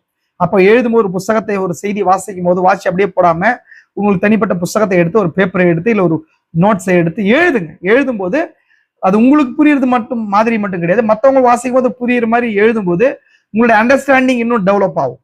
அது ஒரு முக்கியமான விஷயம். அப்ப அதனாலதான் தீர்க்கதரிசி வாசிக்கும்படி செய்யறாரு. அதுக்கப்புறம் அண்ட் தீர்க்கதரிசி வந்து சபையுடைய அனௌன்ஸ்மெண்ட் பேசுறாரு. அனௌன்ஸ்மெண்ட்டை குறிச்சு என்ன சொல்றாருன்னு சொன்னா, சபையில வந்து பப்ளிக் மீட்டிங்ஸோ வேற ஏதாவது மீட்டிங்ஸை குறிச்சு அறிவிப்புகள்லாம் வந்து அப்படியே வந்து சொல்லாம வந்து சபை மீட்டிங்ல சொல்லாம ஒருத்தரும் வந்து தங்களுடைய அட்ரஸை நீங்க எழுதி சபையில கொடுத்துருங்க. அப்படி கொடுக்கும்போது உங்களுக்கு போஸ்ட் கார்டு மூலமா வேற ஏதாவது சபையில இன்விடேஷனோ இல்ல வெளியில பப்ளிக் மீட்டிங்ஸோ வெளியில தீர்க்கதரிசி போற மீட்டிங்ஸ்க்கோ உங்களுக்கு தனிப்பட்ட விதமா அனுப்பப்படும் சொல்றாரு. எப்படி நம்ம வாட்ஸ்அப் குரூப்ல அறிவிக்கிறோமோ. ஏன்னா வந்து இது வாய்வழி செய்தியா போகும்போது அதே அநேகம் வந்து மிஸ் அண்டர்ஸ்டாண்டிங் நடக்கும். அதனால வந்து இண்டிவிஜுவலா அவங்களுக்கு வந்து அனுப்பப்படும்ன்றத சொல்றாரு. அந்த மாதிரி வந்து பிரணான் கூடாரத்துல இருந்து உங்களுக்கு அறிவிப்பு பலகையா இருக்கட்டும் இல்ல தனிப்பட்ட விதத்துல வந்து போஸ்ட் கார்ட்லயும் உங்களுக்கு வரும்னு சொல்லி சொல்றாரு. அடுத்ததாக தீர்க்கதரிசி என்ன சொல்றாரு சொன்னா, ஒரு கொஸ்டின் தீர்க்கதரிசியை கேட்கப்பட்ட கேள்விக்கு ஒரு அறிவிப்பா சொல்றாரு. என்ன சொல்றாரு சொன்னா, இந்த கூடாரத்துல வந்து மேற்கொண்டு பகுத்தறியும் வரம் கிரியை செய்தா சுகமளிக்கும் ஆராதனை நடத்துவீங்களான்னு சொல்லி கேட்கப்பட்ட கேள்விக்கு தீர்க்கதரிசி கீழ்கண்ட பதில சொல்றாரு. சபையில 5 வகையான வரம் இருக்குது. அந்நிய பாஷை பேசுற வரம் இருக்குது, வியாக்கியானம் செய்யற வரம் இருக்குது. அந்த வரத்தின் மூலமா இது பெரும்பாலும் இது இவங்க கேட்கப்பட்ட கேள்விக்கு யாரோ ஒருத்தர் தாகமல்ல தான் கேட்கிறாங்க. பகுத்தறியும் வரத்தை குறிச்சும் சுகமளிக்கும் ஆராதனை குறிச்சும். அது தீர்க்கதரிசி மேல விழுந்த பேர்டன் மட்டும் இல்ல, தீர்க்கதரிசி ஒரு தீர்க்கதரிசியா இருக்கிறாரு, 5-fold மினிஸ்ட்ரி ஒரு மினிஸ்ட்ரி. ஆனா சபைக்கு ஆவியின் வரம் கிரியை செய்து அந்த ஆவியின் வரங்கள்ல வரங்களையும் கூட பரிசுத்த ஆவியானவர் சபைகளுக்கு விசுவாசிகளுக்கு தேவையான அற்புத அடையாளங்களா இருக்கட்டும், தீர்க்க தரிசனமா இருக்கட்டும், பாஷைகளை பேசும் வரங்களா இருக்கட்டும், தேவனுக்கு பகிர்ந்து கிரியை செய்யறாருன்றத தீர்க்கதரிசிங்க சொல்றாரு. அப்போ தீர்க்கதரிசி சபையில போதகர் நெவிலுக்கு தீர்க்க தரிசனம் வர இருக்குது. அதே போல ஹிக்கின் பாதம் அப்படின்றவருக்கு தர்மக் அவர் வந்து அங்க இருக்கிற தீர்க்கதரிசி சபைகள் இருக்கிற ட்ரெஷரர், அவருக்கு வந்து என்ன பண்றாரு சொன்னா பாஷைகளை பேசுற வரம் இருக்குது. அதே அவர் சபையில இருக்கிற ஒரு சகோதரி லேடி, அவங்க சிஸ்டர் ஆர்கன் பிரைட், அவங்களுக்கு பாஷைகளை பேசுற வரம் இருக்குது. இவருக்கு மூலமா தேவன் கிரியை செய்றார். நான் எப்பொழுதுமே இது மாதிரி பப்ளிக்கா கொண்டு போறதுக்கு இனிமேல் நான் பண்ண மாட்டேன். இனிமேல் நான் பண்றதா இருந்தா இண்டிவிஜுவல் பிரைவேட் வந்து இன்டர்வியூஸ்ல மட்டும் இது மாதிரி பகுத்தறியும் வரத்தையும் தீர்க்க தரிசன வரத்தையும் நான் வந்து அதிகமா பயன்படுத்த விருப்பப்படுறேன். ஏன்னா தீர்க்கதரிசி 60வது வருஷத்துக்கு பின்பதாகவே அதிகமா வந்து இந்த மாதிரி பப்ளிக் மீட்டிங்ல இந்த வரங்களை குறித்து அதிகமா போக்கஸ் பண்றதை காட்டிலும் சபைக்கு உபதேச ரீதியான விஷயங்களையும் வெளிப்படுத்தலையும் அதிகமா ப்ரீச் பண்ணணும்னு சொல்லி விருப்பப்பட்டார். அதனாலதான் அதை வந்து சபை கொடுத்துட்டு வரங்கள் மூலமா அது சபையில இருக்கிற வரங்கள் மூலமா அதை சந்திக்கிறதா தீர்க்கதரிசி சொல்றார். அப்போ வரங்கள்லாம் வந்து எப்படி இருக்கணும், எப்படி செயல்படணும்ன்றதையும் நம்ம ஆல்ரெடி பார்த்திருக்கிறோம். பரிசுத்த ஆவியை குறிச்சும் பரிசுத்த ஆவி மீதான கேள்விகள் பதில்களும் தீர்க்கதரிசி இதை குறிச்சும் சபை ஒழுங்குலையும் இது எல்லாத்தையும் விளக்குறாரு. அப்ப இங்கேயும் கூட தீர்க்கதரிசி என்ன பண்ண சொன்னா சபையில செயல்படுற வரங்கள்லாம் முதலா வந்து அது வார்த்தையின் ஒளியில வைத்து சரி பார்க்கப்பட்டு அதுக்கப்புறம் சபையில உபயோகப்படுத்தப்படணும். அப்ப அதே போல வந்து இதை சரி பார்க்கறதுக்கு சகோதரி சிஸ்டர் உட் தீர்க்கதரிசி ஊழியத்துல வந்து அதிகமான பங்குதாரர்கள்லாம் ஊழியத்துல இருந்தவங்க லயல் வுட், பேங்க்ஸ் வுட், அந்த தீர்க்கதரிசி வீட்டு பக்கத்துல இருந்தவர். அந்த பேங்க்ஸ் வுடைய வைஃப் வந்து என்ன பண்ணாங்கன்னு சொன்னா சபையில வரங்கள் செயல்படுச்சு அதை ரெக்கார்ட் பண்ணி வீட்டுல போட்டு அது சரியா அவங்க நடந்துச்சா, அவங்க சொன்ன அந்த தீர்க்க தரிசன வரங்கள்லாம் அந்நிய பாஷையா இருக்கட்டும், அந்நிய பாஷையின் மூலம் வியாக்கியானிக்கப்பட்ட காரியங்கள்லாம் நிகழ்ந்ததான்னு சொல்லி சரி பார்த்து அந்த வரங்கள் உடைய நபர்களை வந்து சபை முன்னாடி எக்ஸ்போஸ் பண்ணியிருக்காங்க. அப்ப அந்த அடிப்படையில வரங்கள்லாம் நிதானிக்கப்பட்ட வரங்களா இருக்குதுன்னு சொல்லி தீர்க்கதரிசி மேற்கொண்டு சொல்றாரு. அப்ப அந்த அடிப்படையில என்ன பண்ணாருன்னு சொன்னா ஜப வரிசையின் போது கேட்கப்பட்ட கேள்வி அது வந்து வரங்கள் வந்து பகிர்ந்தளிக்கப்பட்டிருக்குது. அப்போ வரங்கள் கிரியை செய்து மீன்ஸ் என்ன அவர்கிட்ட கேட்கப்பட்ட கேள்வின்னு சொன்னா பகுத்தறியும் வரத்தை குறிச்சும் சுகமளிக்கும் ஆராதனையின் போது ஜப வரிசையில் நடக்குமான்னு சொல்லி கேட்கும்போது இது நீங்க வந்து தீர்க்கதரிசிக்காக காத்திருக்க வேண்டிய அவசியம் கிடையாது. சபையிலே வரங்கள் இருக்குது, அதன் மூலமா அந்த தேவைகள் சந்திக்கப்படுறதா தீர்க்கதரிசி சொல்றாரு. அப்ப அது மாதிரி தீர்க்கதரிசி போனாலுமே கூட இன்னைக்கு 5-fold மினிஸ்ட்ரியிலையும் வரம் கிரியை செய்து உள்ளூர் சபைகளையும் கூட அந்த வரங்கள் கிரியை செய்யணும். அந்த வரங்கள் பகுத்தறியப்பட்டு அது சரி பார்க்கப்பட்டு கிரியை செய்யணும்ன்றதை இங்கிருந்து தீர்க்கதரிசி சொல்றாரு. அப்போ இங்க என்ன சொல்றாரு சொன்னா மேற்கொண்டு தீர்க்கதரிசி எப்போ அது செய்யறாரு சொன்னா நேர்முக பேட்டிகள்ல செய்யறாரு அப்படின்னு சொல்றாரு. அப்ப யாருக்காவது பிரைவேட் இன்டர்வியூ வேணும்னு சொன்னா அவருடைய செக்ரட்டரி வந்து பில்லிப்பால சந்திச்சு அவருக்கு ஏதாவது ஒரு பிரேயர் கார்டு அப்பாயின்மெண்ட் கார்டு வாங்கிக்கோங்க அப்படின்னு சொல்லி தீர்க்கதரிசி சொல்றாரு. இது எங்கிருந்து மேற்கோள் காட்டுறாருன்னு சொன்னா யாத்திரையில வரும்போது மோசேக்கு அதிகமான பாரம் உண்டாகும் போது எத்திரோவினால ஒரு ஆலோசனை கொடுக்கப்பட்டு மோசேக்கு இருந்த ஆவியும் 70 பேர் மேல 30 மேல ஊற்றி அவர்களெல்லாம் வந்து சின்ன சின்ன விஷயங்கள்லாம் சந்திக்கிறாங்க. மேன்மையான விஷயம் வரும்போது அது யாருமே தீர்க்க முடியாத விஷயங்கள் வரும்போது மோசேக்கிட்ட வந்தது போல தீர்க்கதரிசி இந்த விஷயத்தை அபிதமாய் பொறுத்துறார் சகோதர சகோதரி. இப்போ இதுதான் நெக்ஸ்ட். அப்ப 23வது பாரா வரும்போது 99வது சங்கீதத்தை வாசிக்கிறார். 24-25 தீர்க்கதரிசி ஜெபிக்க ஆரம்பிக்கிறார். அதுக்கப்புறம் மத்தேயு 6ஆம் அதிகாரம் 13ஆம் வசனத்துல தீர்க்கதரிசி அதை எடுத்துக்கின்னு அதுக்கப்புறம் தானியேல் 70வது வரங்கள் தலைப்பில கொடுக்கப்பட்ட செய்திகளையும் பின்னணியும் பேசுறார். நீங்க பாருங்க 24-25 தீர்க்கதரிசி என்ன சொல்றாரு, ஜெபிக்கிறாரு. அப்புறம் கர்த்தர் கற்பித்த ஜெபம், அதாவது மத்தேயு 6ஆம் அதிகாரம் 9-13 வரைக்கும் கர்த்தர் கற்பித்த ஜெபம் லார்ட்ஸ் பிரேயர் இருக்கு இல்லையா, அதை வாசிக்கிறார். அதுக்கப்புறம் 28வது பேராவுல தானியேலின் 70 வாரங்கள் தலைப்பில கொடுக்கப்பட்ட செய்திகளையும் அவருடைய பின்னணிகள் என்ன அப்படின்ற தீர்க்கதரிசி திரும்ப இங்க குறிப்பிடுறாரு. அதுக்கப்புறம் அடுத்த வாரம் கொடுக்க போற செய்தியுடைய தலைப்பு என்ன, அது என்ன காரணம் அது கொடுக்கறதுக்கான காரணம் என்றதை சொல்ற பாருங்க. அதை நான் திரும்ப இங்க சொல்ற பாருங்க. தீர்க்கதரிசி அடுத்த ஞாயிற்றுக்கிழமை கொடுக்க போற செய்தியுடைய காரணம், அதாவது 7வது மாசம் இல்ல 8வது மாசம் 6ஆம் தேதியில கொடுக்க போற செய்தி 70வது வாரத்தும் செய்தி கணக்கீடுகள் அடங்கிய செய்தியை கொடுக்கறதுக்கான காரணம் என்றது இங்க சொல்றாரு. 7 சபைகள் காலங்கள் நோக்கத்தை குறித்து எந்த வேலையில் அவைகள் இருக்கின்றன என்பதை குறித்து பேச நினைப்பதாக கூறுகிறார். மேலும் தீர்க்கதரிசி 7 சபை காலங்கள் இந்த செய்திகளை குறிப்புகளை மீண்டுமாய் அவர் பதிவு செய்கிறார். 7 சபை காலங்களை குறிச்சு 60வது வருஷம் டிசம்பர் மாசம் கொடுத்த அந்த எல்லா காரியத்தையும் திரும்ப ரிப்பீட் பண்றாரு. இந்த இடத்துல ரிப்பீட் பண்றாரு. எல்லாம் ரிப்பீட் பண்ணி ஏன் ரிப்பீட் பண்றாருன்னு சொன்னா இந்த ரெக்கார்டு வேர்ல்டு முழுசும் போகுது. நீங்க ஒரு கனெக்டிவ் லிங்க் இருக்கணுன்றதுக்காக இது தீர்க்கதரிசி திரும்ப வந்து 60வது வருஷம் அந்த டிசம்பர் மாசம் கொடுத்த செய்திகளை எப்படி 70 கனெக்ட் ஆகுதுன்றதை குறித்து பேசுறாரு. நம்ம எப்பொழுதுமே இந்த செய்திகள்ல இருக்கட்டும், ஒரு ஊழியக்காரன் உபதேச கருத்தை பேசும்போது அதுக்கு எப்பொழுதும் ஒரு பின்னணியை கொடுக்கணும்ன்றத இந்த தீர்க்கதரிசியுடைய இந்த பிரசங்க குறிப்புல இருந்து புரிஞ்சு கொள்ள முடியுது. இதெல்லாம் நீங்க கவனிச்சுக்க பாருங்க. அடுத்தது 31வது பேராவில் தீர்க்கதரிசி என்ன பண்றாரு சொன்னா, 70 வாரங்கள் செய்தியோடு கூட எவ்விதமா இணையுதுன்றதை குறிச்சு காட்ட விருப்பப்படுறாரு. அதுக்கப்புறம் தீர்க்கதரிசி 31வது பகுதியில 60ஆம் வருடம் 61 வருஷம் குறிச்ச இயேசு கிறிஸ்து பற்றி வெளிப்படுதல், 7 சபை காலங்களை குறிச்சு, ஆராய்ச்சி கூட்டத்தை குறிச்சு பேசுறாரு. ஆல்ரெடி எப்படி அந்த கூட்டத்தை தேவன் நடத்தினாரு, 7 சபை காலங்களை குறிச்சும், இயேசு கிறிஸ்து பற்றி வெளிப்படுத்தலை குறிச்சும், அதே போல வெளிப்படுத்தல் 4ஆம் அதிகாரத்துல கொடுத்த 3 செய்திகளை குறிச்சும், வெளிப்படுத்தல் 5ஆம் அதிகாரத்தை குறிச்ச 2 செய்திகளை குறிச்சும், இது எல்லாத்தையும் குறிச்சு எப்படி தேவன் அதை செஞ்சாரு அப்படின்றதெல்லாம் பேசுறாரு. அதுக்கப்புறம் இது எப்படி 70வது வார செய்திகள்ல பொருந்ததுன்றதை குறிச்சு பேசுறாரு. பாருங்க, இதுக்கு திரும்ப இது நான் காட்டுற பாருங்க. வெளிப்படுத்தல் 1ஆம் அதிகாரத்துல 3ஆம் அதிகாரம் வரைக்கும் சபை காலங்களை பற்றியும், 4-5 அதிகாரங்கள் யோவான் உன்னதத்துக்கு எடுத்துக்கொள்ளப்பட்ட பின்பு சமீபத்தை குறிச்சும், 6ஆம் அதிகாரம் 1ஆம் வசனத்துல இருந்து 19ஆம் அதிகாரம் 21ஆம் வசனம் வரைக்கும் உள்ள காரியங்கள் யோவான் பூமியில 6ஆம் அதிகாரத்துல இறக்கி விடப்பட்டு முத்திரைகள், வாதைகள், வெட்டுக்கிளிகள், சூரியனில் இருக்கிற ஸ்திரீ, சிவப்பான வலுசர்ப்பம், 1,44,000 பேர் முத்திரையிட்டு திருதல் ஆகிய காரியங்கள் எவ்விதம் நிகழும் என்பதை கூறுகிறார். ஆல்ரெடி நமக்கு தெரியும், தீர்க்கதரிசி சொல்றார் 3ஆம் அதிகாரத்துக்கு பிறகு சபை எடுத்துக்கொள்ளப்பட்டு 19ஆம் அதிகாரத்துல தான் வரும்னு சொல்றாரு. ஆனா அதை நல்லா கவனிச்சு சொன்னா தீர்க்கதரிசி அந்த நிகழ்வுகளை தான் சொல்றாரு தவிர அந்த சாப்டர் வைஸ் சொல்ல கிடையாது. புரிஞ்சுக்கோங்க. அப்போ இந்த இடத்துல இன்னொரு இன்ட நமக்கு தராரு. 6ஆம் அதிகாரத்துல திரும்ப யோவான் பூமிக்கு வந்துட்டான்றார். இந்த இடத்துல சொல்றாரு, நீங்க பாருங்க 31வது பேரால இந்த காரியத்தை சொல்றாரு. அப்போ ஈவன் சொல்லும்போது 6ஆம் அதிகாரத்தின் நிகழ்வுகள்லாம் சபை காலங்கள் நடந்த விஷயங்கள் தான். 6ஆம் அதிகாரம் என்ன, முத்திரைகள் 6, 7, 8 எல்லாமே முத்திரைகள் தானே. முத்திரைகள சபை காலங்கள் நடந்துச்சான். அப்ப அந்த அடிப்படையில தீர்க்கதரிசி என்ன சொல்ல வர்றாருன்னு சொன்னா, சபை எடுத்துக்கொள்ளப்பட்ட பின்பதாக நடக்கிற நிகழ்வுகளை குறிச்சு பேசுறாரு. நீங்க கன்ஃபியூஸ் ஆயிடு வேணாம். உங்களுக்கு யாராவது இந்த காரியத்தை குறிச்சு டவுட் இருந்துச்சுன்னா எனக்கு கால் பண்ணுங்க, அதை குறிச்சு நம்ம பேசலாம்.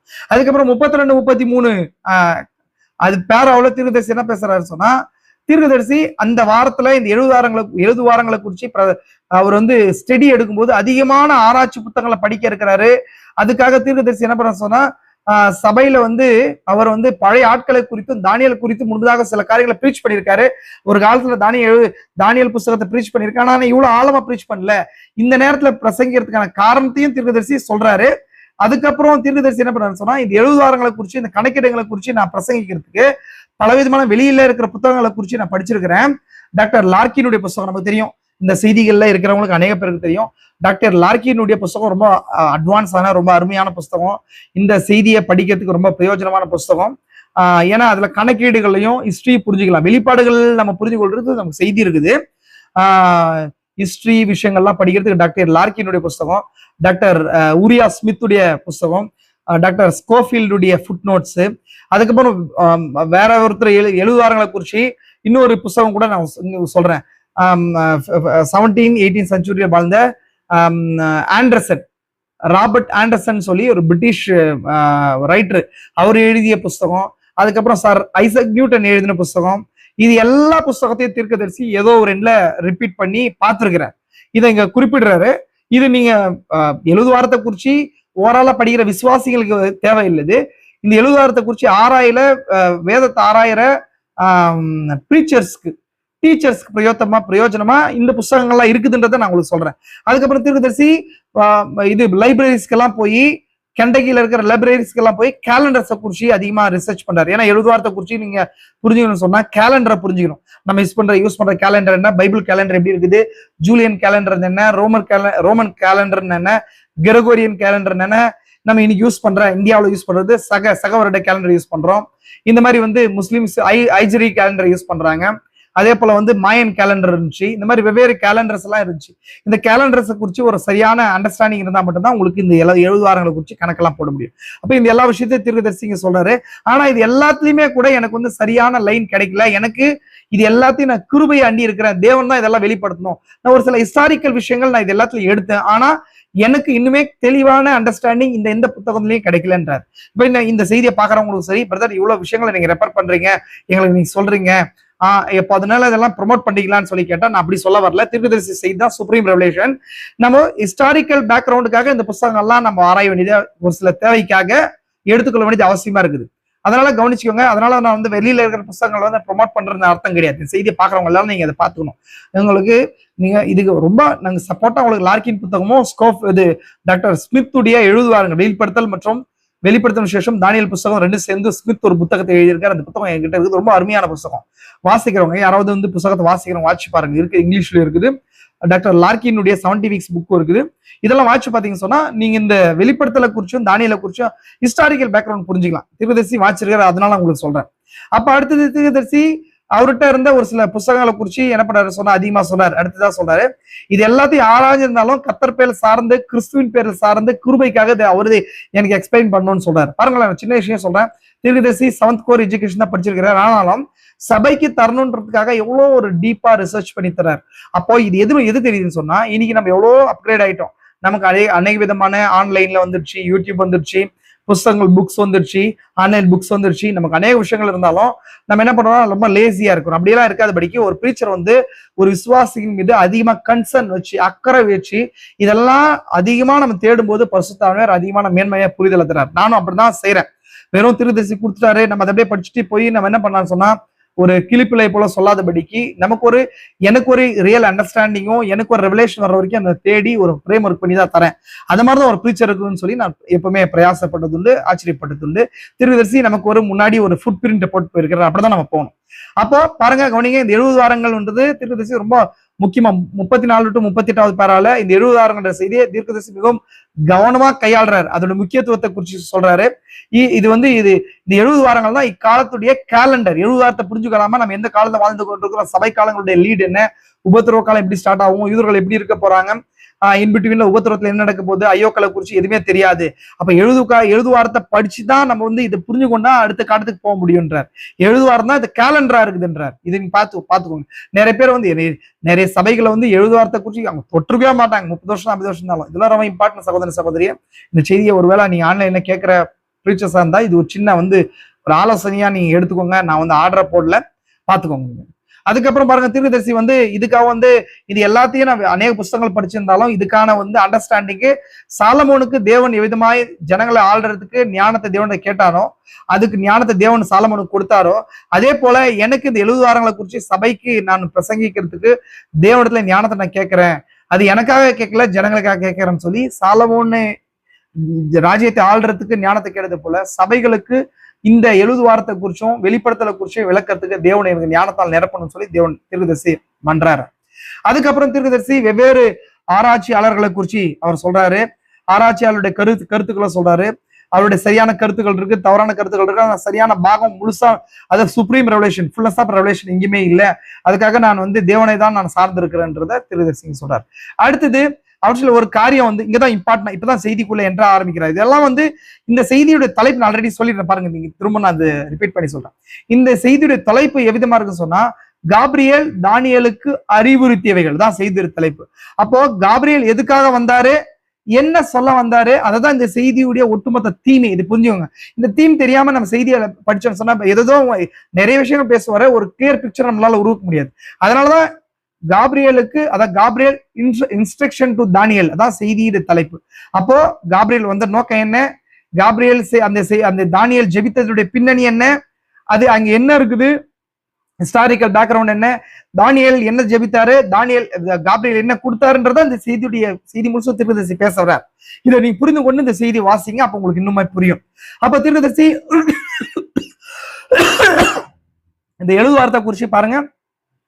70 வாரத்தை குறிச்சு அநேக புத்தகங்கள் வாசிக்கும் போது இதுல ஒரு ராங் அண்டர்ஸ்டாண்டிங், என்னென்ன ராங் அண்டர்ஸ்டாண்டிங்ல வந்து அவருக்கு முன்னாடி இருக்கிற பைனியர் பிரீச்சர்ஸும் வந்து ஸ்காலர்ஸ் என்னென்ன பேசுறாங்கன்றத குறிச்சு இங்க பேசுறாரு. அதுல ஒரு காரியத்தை இங்க தீர்க்கதரிசி குறிப்பிடுறாரு. 70 வாரங்கள் 1919 முடிவு பெற்றதாக ஒருத்தர் கூறி உள்ளார்ன்றாரு. அவர் தவறு செய்யறாருன்றாரு.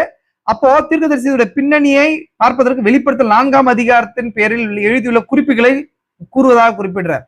இந்த தீர்க்கதரிசியோட பின்னணியை பார்ப்பதற்கு வெளிப்படுத்தல் 4ஆம் அதிகாரம் 5ஆம் அதிகாரத்தின் பேரில் அவர் எழுதியுள்ள குறிப்புகளை கூறுவதாக குறிப்பிடுகிறார். மீன்ஸ் என்ன சொல்றாருன்னு சொன்னா, இந்த 70 வாரங்களை குறிச்சு இதோட பின்னணியை பேக்ரவுண்ட பாக்குறதுக்கு 4வது 5 அதிகாரத்துடைய அந்த குறிப்புகள் ஆல்ரெடி தீர்க்கதரிசி எழுதி வச்சிருக்காரு இல்லையா, அந்த குறிப்புகளை திரும்ப ஒரு டைம் இங்க சொல்றாரு, அதோடைய அந்த கனெக்ட் கொடுக்கறதுக்காக. ஏன்னா 70 வாரம் முடிச்ச உடனே சரி, இந்த 7 சபை காலங்கள் முடிச்ச உடனே திரும்ப யூதர்களுக்கு ஒரு ரட்சிப்பு இருக்குது. அப்ப அது 70வது வாரத்துடைய பிற்பகுதியில் நடக்குது. அப்ப அந்த 70வது வாரத்தின் பிற்பகுதியை நீங்க புரிந்து கொண்டாதான் சபை எடுத்துக்கொள்ளப்படுதலை குறித்து புரிந்து கொள்ள முடியும். அப்போ அது என்னன்னு சொன்னா 4வது அதிகாரம் 5வது அதிகாரம் 4வது அதிகாரம் பிரத்யேகமா சபை எடுத்துக்கொள்ளப்படுதலை குறித்து அது முன்னோட்டமா காண்பிக்கப்படுது. அதனாலதான் தீர்க்கதரிசி இதோட கூட 70 வாரத்தை இணைக்கிறதுக்கு 4வது 5வது அதிகாரத்தை மேற்கோள் காட்டுறாரு. அதை புரிஞ்சுக்கோங்க. அப்போ பாருங்க, 3வது அதிகாரத்துல சபை காலம் முடிப்பட்டு சபை எடுத்துக்கொள்ளப்படுது. அதுக்கப்புறம் இது எல்லாத்தையும் தீர்க்கதரிசி என்ன பண்ணாரு சொன்னா ரிப்பீட் பண்ணி எல்லாத்தையும் பேசிட்டே வந்து வீட்டுல உட்காந்து சகோதரி அவங்க ஒய்ஃப் மேடா பிராய் கிட்டையும், அதுக்கப்புறம் மகள் இவங்க பெக்கி கிட்டையும் உட்காந்து பல விதமான டிக்ஷனரிஸை எடுத்துக்கின்னு இந்த 70 வாரத்துக்கான மெசேஜை ப்ரிப்பேர் பண்றதுக்கு ஹிஸ்டாரிக்கல் விஷயங்கள்லாம் எடுத்து அவங்களெல்லாம் படிக்க வைக்கிறாரு. அவர் படிக்கிறாரு. அவர்கிட்ட வந்து பைபிள் டிக்ஷனரி இருக்குது, ஓல்டு கிரீக் டிக்ஷனரி இருக்குது, வெப்ஸ்டர் டிக்ஷனரி இருக்குது, இன்னும் வேற புக்ஸ், அநேக புக்ஸ் மேல சொன்ன புக்ஸ் இருக்குது. அப்புறம் வந்து இப்ப இருக்கிற நவீன அகராதிகள் எல்லாமே இருக்குது, அவர்கிட்ட இருக்குது. இதெல்லாம் பார்த்தாலுமே கூட ஒரு கிளியர் கட்டான காரியங்கள் தீர்க்கதரிசி வரல. இது எல்லாத்தையும் பதிலையும் அவர்கள் அளிக்கவில்லை. நான் தேவனிடத்தான் நான் சார்ந்திருக்கிறேன்னு சொல்லி பேசுறாரு. அப்படி பேசிருக்கும் போது சகோதரி மேடாபாய்க்கும் தீர்க்கதரிசிக்கும் ஒரு கான்வர்சேஷன் போது மேடாபாய் கேட்கறாங்க, ஏழ்மையான நம்ம சபையில இருக்கிற ஜனங்கள் ஏழ்மையான ஜனங்கள், அவங்களுக்கு எப்படி இப்பேற்பட்ட காரியங்களா புரியும் அப்படின்னு சொல்லி கேட்கும்போது தீர்க்கதரிசி சொல்றாரு, அந்த ஏழ்மையான ஜனங்களுக்கு புரியும்படி தேவன் கிரியை செய்யறாரு. அண்டர்ஸ்டாண்டிங்கை கொடுக்குற தேவன் தான். அந்த ஏழ்மையான ஜனங்களை நாமளும் ஒரு பாகமா இருக்கிறோம். நமக்கு தேவன் புரிய வைப்பானா அவங்களுக்கும் புரிய வைப்பார். இது எதுக்காக விஷயத்த சொல்றான்னு சொன்னா, இன்னைக்கு அநேக சபைகள்ல வந்து நிறைய பேருக்கு இதெல்லாம் புரியுதுன்னு சொல்லி போதகர்கள் குவைட் பண்றாங்க. அப்படி குவைட் பண்ணக்கூடாது. வெளிப்பாட்டுக்கும் உலக அறிவுக்கும் நாலேஜுக்கும் லாங்குவேஜுக்கும் சம்பந்தம் கிடையாது. வெளிப்பாடானது பரலோக லாங்குவேஜா இருக்குது. அப்போ உங்களுக்குள்ள வித்தின் தன்மை இருக்குனால் எப்பேற்பட்ட வெளிப்பாடும் எப்பேற்பட்ட காரியங்கள் ஆழமான காரியங்கள் நினைக்கிற காரியங்கள் சொன்னாலுமே அந்த வித்துக்கு அது புரியும். அது பிரீச் பண்ண வேண்டியது ஒரு போதகருடைய கடமையா இருக்குது. அதாவது தீர்க்கதரிசி சொல்ற அந்த காரியத்தை புரிந்து கொள்ள முடியுது. அப்போ நிறைய பேர் என்ன பண்ண சொன்னா, ஒரு சபையில வந்து ஃபண்டமெண்டலா ஞானஸ்தானம், ஒன் காட், அதே போல தனிப்பட்ட மனுஷனுடைய வாழ்க்கையை குறிச்சு அறிவியல்களை குறிச்சே கொண்டு போயிடுறாங்க. வெளிப்பாடு முக்கியம், வெளிப்பாடை பிரசங்கிக்கணும். அதுதான் இதுல இருந்து புரியுது, ஆழமான காரியங்களை பிரசங்கிக்கணும்னு சொல்லி. ஆல்ரெடி நான் சண்டே சொன்னேன், ஒரு ஒரு விசுவாசிக்கு 2 காரியங்கள் முக்கியம். ஒண்ணு தனிப்பட்ட மனுஷனுடைய வாழ்க்கை வேர்டோட அலைன் பண்றது, தீர்க்க தரிசன பாகமும் வெளிப்பாடுகளும். அப்ப இந்த 2வது பாகத்தையும் ஒரு போதகர் பிரீச் பண்ணும். தனிப்பட்ட மனுஷனுடைய வாழ்க்கையும் சுட்டி காட்டும், அதே போல இதையும் பிரீச் பண்ணும். அப்ப நான் அதிகமாக ஃபாஸ்டா போறேன், நேரம் அதிகமாயிடுச்சு, நான் ஃபாஸ்டா போறேன் கவனிங்க. அப்புறம் 40 43வது பேராவுல தீர்க்கதரிசி என்ன பண்றாரு சொன்னா, இப்பகுதியில் தீர்க்கதரிசி வெளிப்படுத்தல் 4ஆம் அதிகாரத்தின் பின்பதாக நடக்கும் போக காரியத்தையும் 7 சபை காலங்களில் அவர் பிரசங்கித்த மற்ற காரியங்களையும் வரலாறுகளையும் சபை செய்தியாளர்களையும் இது எல்லாம் விவரித்தார் இல்லையா. 60ஆம் வருஷத்துல 12ஆம் மாசத்துல 7 சபை காலங்களை குறிச்சும் சபை கால தூதர்களை குறிச்சும் அது சபை காலத்துடைய டைம் லைனை குறிச்சும் 4வது அதிகாரத்தை குறிச்சு இதெல்லாம் விவரிச்சு திரும்ப ஒரு முறை இங்க ரிப்பீட் பண்ணாரு. ஏன்னா இது எடுத்து வந்து ஏன் தீர்க்கதரிசி திரும்ப 4, 5 பேசுறாரு, 1, 2, 3 குறிச்சு பேசுறாரு. இது எல்லாமே 70 வாரத்தோட கூட இணையதுனால திரும்ப இதை தீர்க்கதரிசி பேச வேண்டிய கட்டாயம் இங்க இருக்குது. அப்ப பரிசுத்த ஆவியானவர் விதமாய் எப்படி தீர்க்கதரிசி 7 சபைக்கால மெசேஜ் கொடுக்கும்போது ஒரு விஷயம் நடந்துச்சு தீர்க்கதரிசி லைஃப்ல. என்ன நினைச்சுன்னா, 7 சபை காலங்கள் கொடுக்கும்போது சபை காலங்களை சர்க்கிள் டிராயிங்கா வரையறார். 3 டிராயிங்கா வரையறார். 3 டிராயிங்கா வரையும் போது அதை தீர்க்கதரிசி தேவன் வந்து விண்டிகேட் பண்ணும்படி 300 பேர் ஏறக்குறைய 300 பேர் இருக்கும்போது அவருடைய மீட்டிங்ல பின்பதாக செவுத்துல போய் பரிசுத்தவர் வந்து வரைஞ்சு காட்டுறார். 1. 2வது அதே டைம்ல இது வானத்துல ஒரு விஷயம் நடக்குது, இன்சிடென்ட் நடக்குது. அப்போ வந்து வானத்துல பிறை நிலவுகளா 7 சபை காலங்களும் காண்பிக்கப்படுது. அதுதான் நீ வச்சிருக்கிற 7 சபை காலத்துடைய இது 3 முறை தேவன் இயற்கையில காட்டினாரு, சுவற்றின் மேல எழுதப்பட்ட கையுறுப்பா காட்டுறாரு, தன்னுடைய தீர்க்கதரிசியின் மூலமா உறுதிப்படுத்துறாரு. அப்ப இது எல்லாத்தையும் தீர்க்கதரிசி திரும்ப இங்க ரிப்பீட் பண்ணி இந்த காரியத்துல 40 43வது பேரால சொல்றாரு. அப்புறம் 45வது பேராவுல தீர்க்கதரிசி என்ன சொல்றாரு சொன்னா, நம்ம எந்த காலத்துல வாழ்ந்து கொண்டிருக்கிறோம் இதெல்லாம் பாருங்க, இந்த 7 சபைக்காலங்களை பிரீச் பண்ணியாச்சு, இனி உலகம் எப்படி போய் கொண்டிருக்குது, லவோதிகா சபைக்காலம் முடிகிற நேரத்துல இருக்கிறோம், எழுப்புதல் இனிமேல் ஸ்தாபனத்துல இல்ல, இன்னைக்கு யூதர்கள் ரட்சிப்புக்குள்ள வராங்க, அவங்க 70 வாரம் முக்கியம், இதெல்லாம் பேசிக்கொண்டே வரும்போது ஜனாதிபதி ஜனவரி 1ஆம் தேதி அவர் பேசின காரியத்தை குறிச்சு பேசுறாரு. ஜனவரி 1ஆம் தேதி இன்னைக்கு அமெரிக்காவும் சரி ரஷ்யாவும் சரி அது வந்து வெடி எரிமலை வெடிப்புனால நாசமா போவோம் அப்படின்னு சொல்லி ஒரு அறிக்கை விடுறாரு. அந்த விஷயத்தை தீர்க்கதரிசி பேசுறாரு. அது வந்து மனுஷனுடைய முடிவை மனுஷனே இந்த உலகத்தின் முடிவை சொல்றான். இன்னைக்கு மனுஷன் எப்படி என்ன போறான், எப்படி அழியுதுன்னு சொல்லி மனுஷனே ஏஐ எல்லாம் வச்சு என்ன பண்றாங்க சொன்னா தீர்மானிக்கிறாங்க, இப்படிதான் உலகம் முடிவு இருக்க போகுதுன்னு சொல்லி. அப்ப மனுஷனே ஒரு முடிவை யோசிக்கிறான். அப்ப அதே போல தேவனுடைய எண்ணம் எப்பேற்படுது அப்படின்றது அறிந்து கொள்ள வேண்டிய அவசியம் இருக்குது. அப்போ மனுஷனுக்கே இந்த காலத்துல இப்படி நடக்க போகுதுன்றத ஒரு ப்ரொடிக்ஷன் வைக்கிறான். அப்ப இது எதை காரணம் சொன்னா, ஆவிக்குரிய ஒரு மனிதனும் இது மாதிரி பசுத்த ஆவியனால தீர்க்கதரிசனமா இதெல்லாம் அறிந்து கொள்ள வேண்டியது அவசியமா இருக்குதுன்றதை தீர்க்கதரிசி மேற்கோள் காட்டுறாரு. அதுக்கப்புறம் பெந்தகோஸ்தே இப்ப முடிவடைந்து விட்டது. கடைசியாக ஒரு அசைவானது ஆயத்தமா இருக்கிறது. சபை முத்தரிக்கப்பட்டு விட்டதுன்ற தீர்க்கதரிசி. அப்போ ஏன்னா ஏறக்குறைய 63 வருஷத்துல 46லயே பெந்தகோஸ்துக்கான ஒரு காரியம், பெந்தகோஸ்து சபைக்கான காரியம் முடிஞ்சிருச்சு. 46லயே முடிஞ்சிருச்சு. 46க்கு அப்புறம் வந்து லவோதிக்கேயோட எண்டு போய் பிரைட் ஏஜ் அங்க ஸ்டார்ட் ஆகுது. லவோதிக்கே காலம் போய்கொண்டேதான் இருக்குது. லவோதிக்கே வீழ்ந்து போச்சு, பெந்தகோஸ்து வீழ்ந்து போச்சு, பிரைட் ஏஜ் இங்க ஸ்டார்ட் ஆயிடுச்சுன்றது தீர்க்கதரிசி விடிகேட் பண்ணி காட்டுறாரு. அதுக்கப்புறம் பாருங்க 4வது அதிகாரம் 5வது அதிகாரத்துல கிறிஸ்துவுடைய 47வது பாராவுல 5வது அதிகாரத்தை பிரசங்கிக்கும் போது தீர்க்கதரிசி 5வது அதிகாரத்தை என்ன பண்றாருங்க, அந்த வருஷத்துடைய ஏறக்குறைய நான் எப்ப சொன்ன உங்களுக்கு 6ஆம் மாசத்துல பிரசங்கிச்சாரா? ஆமா, 6ஆம் மாசத்துல பிரசங்கிக்கும் போது தீர்க்கதரிசி இனத்தான் மீட்பர் 5வது அதிகாரத்துல இனத்தான் மீட்பரை குறிச்சு பேசினார். கிறிஸ்து எவ்விதமா வந்து மீட்பின் புஸ்தகத்தை வாங்கினாரு அப்படின்றத குறிச்சு பேசும்போது ரூத் புஸ்தகத்தை பொருத்தி காட்டுன்னு தான் சொல்றாரு. ரூத் புஸ்தகத்துல 1வது அதிகாரத்துல ரூத் தீர்மானத்தை எடுக்கிறதும், 2வது அதிகாரத்துல சேவை செய்யறதும், 3வது அதிகாரத்திலயும் அவர் வந்து என்ன பண்ற சொன்னா பாதபடிக்கு ஆயத்தம் பண்ணி பாதபடிக்கு போறது, 4வது அதிகாரத்துல இலைப்பாறத குறிச்சு இருக்குது. இதெல்லாம் நீதிமானாக்கப்படுதல், பசுத்தமாக்கப்படுதல், பசுத்தான அபிஷேகம், அதுக்கப்புறம் இலைப்பாரி ரிவார்டுக்காக எதிர்நோக்கி இருக்கிறத குறிச்சு தீர்க்கதரிசி என்ன பண்றாரு சொன்னா பொறுத்துறார். அப்போ இதுதான் வந்து இனத்தான் மீட்பர் என்ற அந்த ஊழியம் வந்து மீட்பின் சரியான பாகம் ரூத் புஸ்தகத்தில் வெளிப்படுத்தப்படுது. ரூத் புஸ்தகம் இல்லைன்னு சொன்னா நமக்கு மீட்பை குறிச்சும் இனத்தான் மீட்பை குறிச்சும் தெரியாது. இது வெளிப்படுத்தல் 5வது அதிகாரத்தோடு கூட தீர்க்கதரிசி பொறுத்து காடுற காரியங்கள்லாம் இங்க காணப்படுது. இதுல தீர்க்கதரிசி என்ன சொன்னா, சபை காலங்கள்ல கிறிஸ்து வந்து மத்தியஸ்த ஊழியம் செஞ்சாரு. ஒன்ஸ் அவர் அந்த புஸ்தகத்தை வாங்குறதுக்கு ஆட்டுக்குட்டியில இருந்து புஸ்தகத்தை வாங்கின பின்னாடி ஒரு ஜட்ஜா மாறிடுறாரு. முத்திரைகள் உடைக்கும் போது ஜட்ஜா இருக்கிறாருன்னு சொல்லி தீர்க்கதரிசி என்ன பண்றாரு பேசுறாரு. முத்திரைகள் புஸ்தகத்தை வாங்கின பின்னாடி அவர் மத்தியஸ்த ஊழியம் மீடியேட்டோரியல் ஒர்க் முடிஞ்சு சுப்ரீம் ஜட்ஜா வந்த காரியத்தை குறிச்சு தீர்க்கதரிசி முத்திரைகள் வாங்கும் போது அவர் வந்து என்ன பண்ணாரு சொன்னா, அவர் வந்து ஜட்ஜா இருக்கிறார்ன்றதை குறிச்சு சொல்றாரு. அதுக்கப்புறம் இதே மார்ட்டின் லூதர் காலத்துல சபை நீதிமானாக்கப்பட்டுச்சு. ஜான் வெஸ்லி காலத்துல பரிசுத்தமாக்கப்பட்டுச்சு. பெந்தகோஸ்தத்துல வரும்போது பரிசுத்தாவின் அபிஷேகம் வாங்குச்சு. இப்போ சபை இலைப்பாறுதலுக்கு கீழா வந்து எடுத்துக்கொள்ளப்படுறதுக்காக இலைப்பாரி கொண்டிருக்கிறது அது அப்படின்னு சொல்லி தீர்க்கதரிசி என்ன பண்றது சொன்னா, இனத்தான் மீட்பர் ரூத் புஸ்தகத்தை கொண்டு வந்து வெளிப்படுத்தல் 5ஓட பொறுத்துறாரு. இதை சபை காலங்களோட பொருத்தி எல்லா காரியத்தையும் தீர்க்கதரிசி என்ன பண்றாரு பொறுத்துறாரு. இந்த இடத்துல 47, 48, 49 இது எல்லாத்துலயுமே இதை பொறுத்துறாரு. அப்புறம் 51வது பாராவுல தீர்க்கதரிசி 5வது அதிகாரத்துல என்ன நடக்குதுன்றத குறிச்சியும் மீட்பு 5வது அதிகாரத்துல வந்து என்ன பண்ண சொன்னா, புஸ்தகத்தை ஆட்டுக்குடியான வாங்கும்போது இது சபைக்காலனுடைய முடிவா இருக்குது, உங்களுக்கு நல்லா தெரியும். அதை வாங்கும்போது மீட்பு புஸ்தகத்தை வாங்கின மீட்பு வெளிப்படுத்தப்படணுமா, இது ஒரு ரகசியம் பாருங்க. மீட்பை கொடுத்தது மட்டும் இல்லாம மீட்பின் புஸ்தகத்தை வாங்கும்போது மீட்பு உரியவங்களுக்கு வெளிப்படுத்தப்படணும் நீங்க தீர்க்கதரிசி சொல்றார். அவர் புஸ்தகத்தை வாங்கிய பின்பதாக மீட்பு வெளிப்படுத்தப்படுகிறது, நாமம் வெளிப்படுத்தப்படுகிறது, சபையை முத்திரைகள் வெளிப்படுத்தப்படுது, எக்காலம் வெளிப்படுத்தப்படுது, எல்லா ரகசியங்களும் மீட்புக்குரிய எல்லா காரியங்களும் வெளிப்படுத்தப்படுது. சபையை தேவன் முத்தரிக்கிறார். அப்போ முத்திரையின் புஸ்தகத்தை வாங்கின பின்னாடி தேவன் அந்த மீட்பின் காரியம் எல்லாத்தையுமே மீட்பின் புஸ்தகத்துல இருக்கிற எல்லா காரியத்தையும் தேவன் வெளிப்படுத்துறாருன்றதை தீர்க்கதரிசி என்ன பண்ற சொல்றாரு. 50வது பேரால 51வது பேரால இது எல்லாத்தையும் தீர்க்கதரிசி என்ன பண்றாரு சொல்றாரு. அதுக்கப்புறம் என்ன பண்றாரு சொன்னா, ஏதேன்ல எப்படி வந்து மீட்பு தேவன் என்ன பண்ற சொன்னா, பூமியின் ஆளுகையை தேவன் ஆதாம் கொடுத்திருந்தா, ஆதாம் பாவத்தினால அது எப்படி இழந்து போயிட்டா, அது வந்து அந்த பூமியின் உரிமை பத்திரம், அந்த ஆளுகை வந்து பத்திரம்னு சொன்னா நீங்க எழுதுற பாண்டு கிடையாது. அந்த ஆளுகை எப்படி தேவன் அந்த மூல உரிமையாளராகிய தேவனத்தை போயிடுச்சு, அதை மீட்டி கொடுக்கறதுக்கு இயேசு கிறிஸ்து எப்படி பூமி வந்து கிரயத்தை செலுத்தி எப்படி அந்த மீட்பின் கிரயத்தை செலுத்த மட்டும் இல்லாம அந்த புஸ்தகத்தை வாங்கின பின்பதாக அது எப்படி சபை காலங்கள்ல அது வந்து மீடியேட்டோரியல் மத்தியஸ்த ஊழியம் செஞ்சு அந்த புஸ்தகத்தை வாங்கி இன்னைக்கு உடைச்சு நம்ம கையில கொடுத்துருக்கிறாரு அப்படின்ற கொடுக்க போறாருன்றதை பேசுறாரு. ஏன்னா 60ஆம் வருஷத்துல அது தீர்க்கதரிசி முத்திரைகள் திறக்கப்படும் போது நடக்கும், அதெல்லாம் நான் சொல்றேன்றதை குறிச்சு பேசுறாரு. அப்போ இது எல்லாத்த குறிச்சு 52 வரைக்கும் பேசுறார். 53, 54 வந்து யூதர்களுக்கும் இது எப்படி வந்து இது நெகோமி ரூத் புஸ்தகத்துல இனத்தான் மீட்பர் வேலையில ஒரு விஷயம் நடக்குது இல்லையா. நெகோமி யூதர்களுக்கும் ரூத் புருஜாதிக்கு அடையாளமா இருக்குது. அப்போ தேவன் வந்து போவாஸ் வந்து ரூத்தை மீட்டது போல நெகோமி மீட்டு கொள்றார். அப்போ அதே போல தேவன் வந்து இங்க இந்த புரஜாதியை மீட்டுக் கொள்றத போல நெகோமியாகி யூதர்களை மீட்டுக் கொள்றாரு அப்படின்னு சொல்றாரு.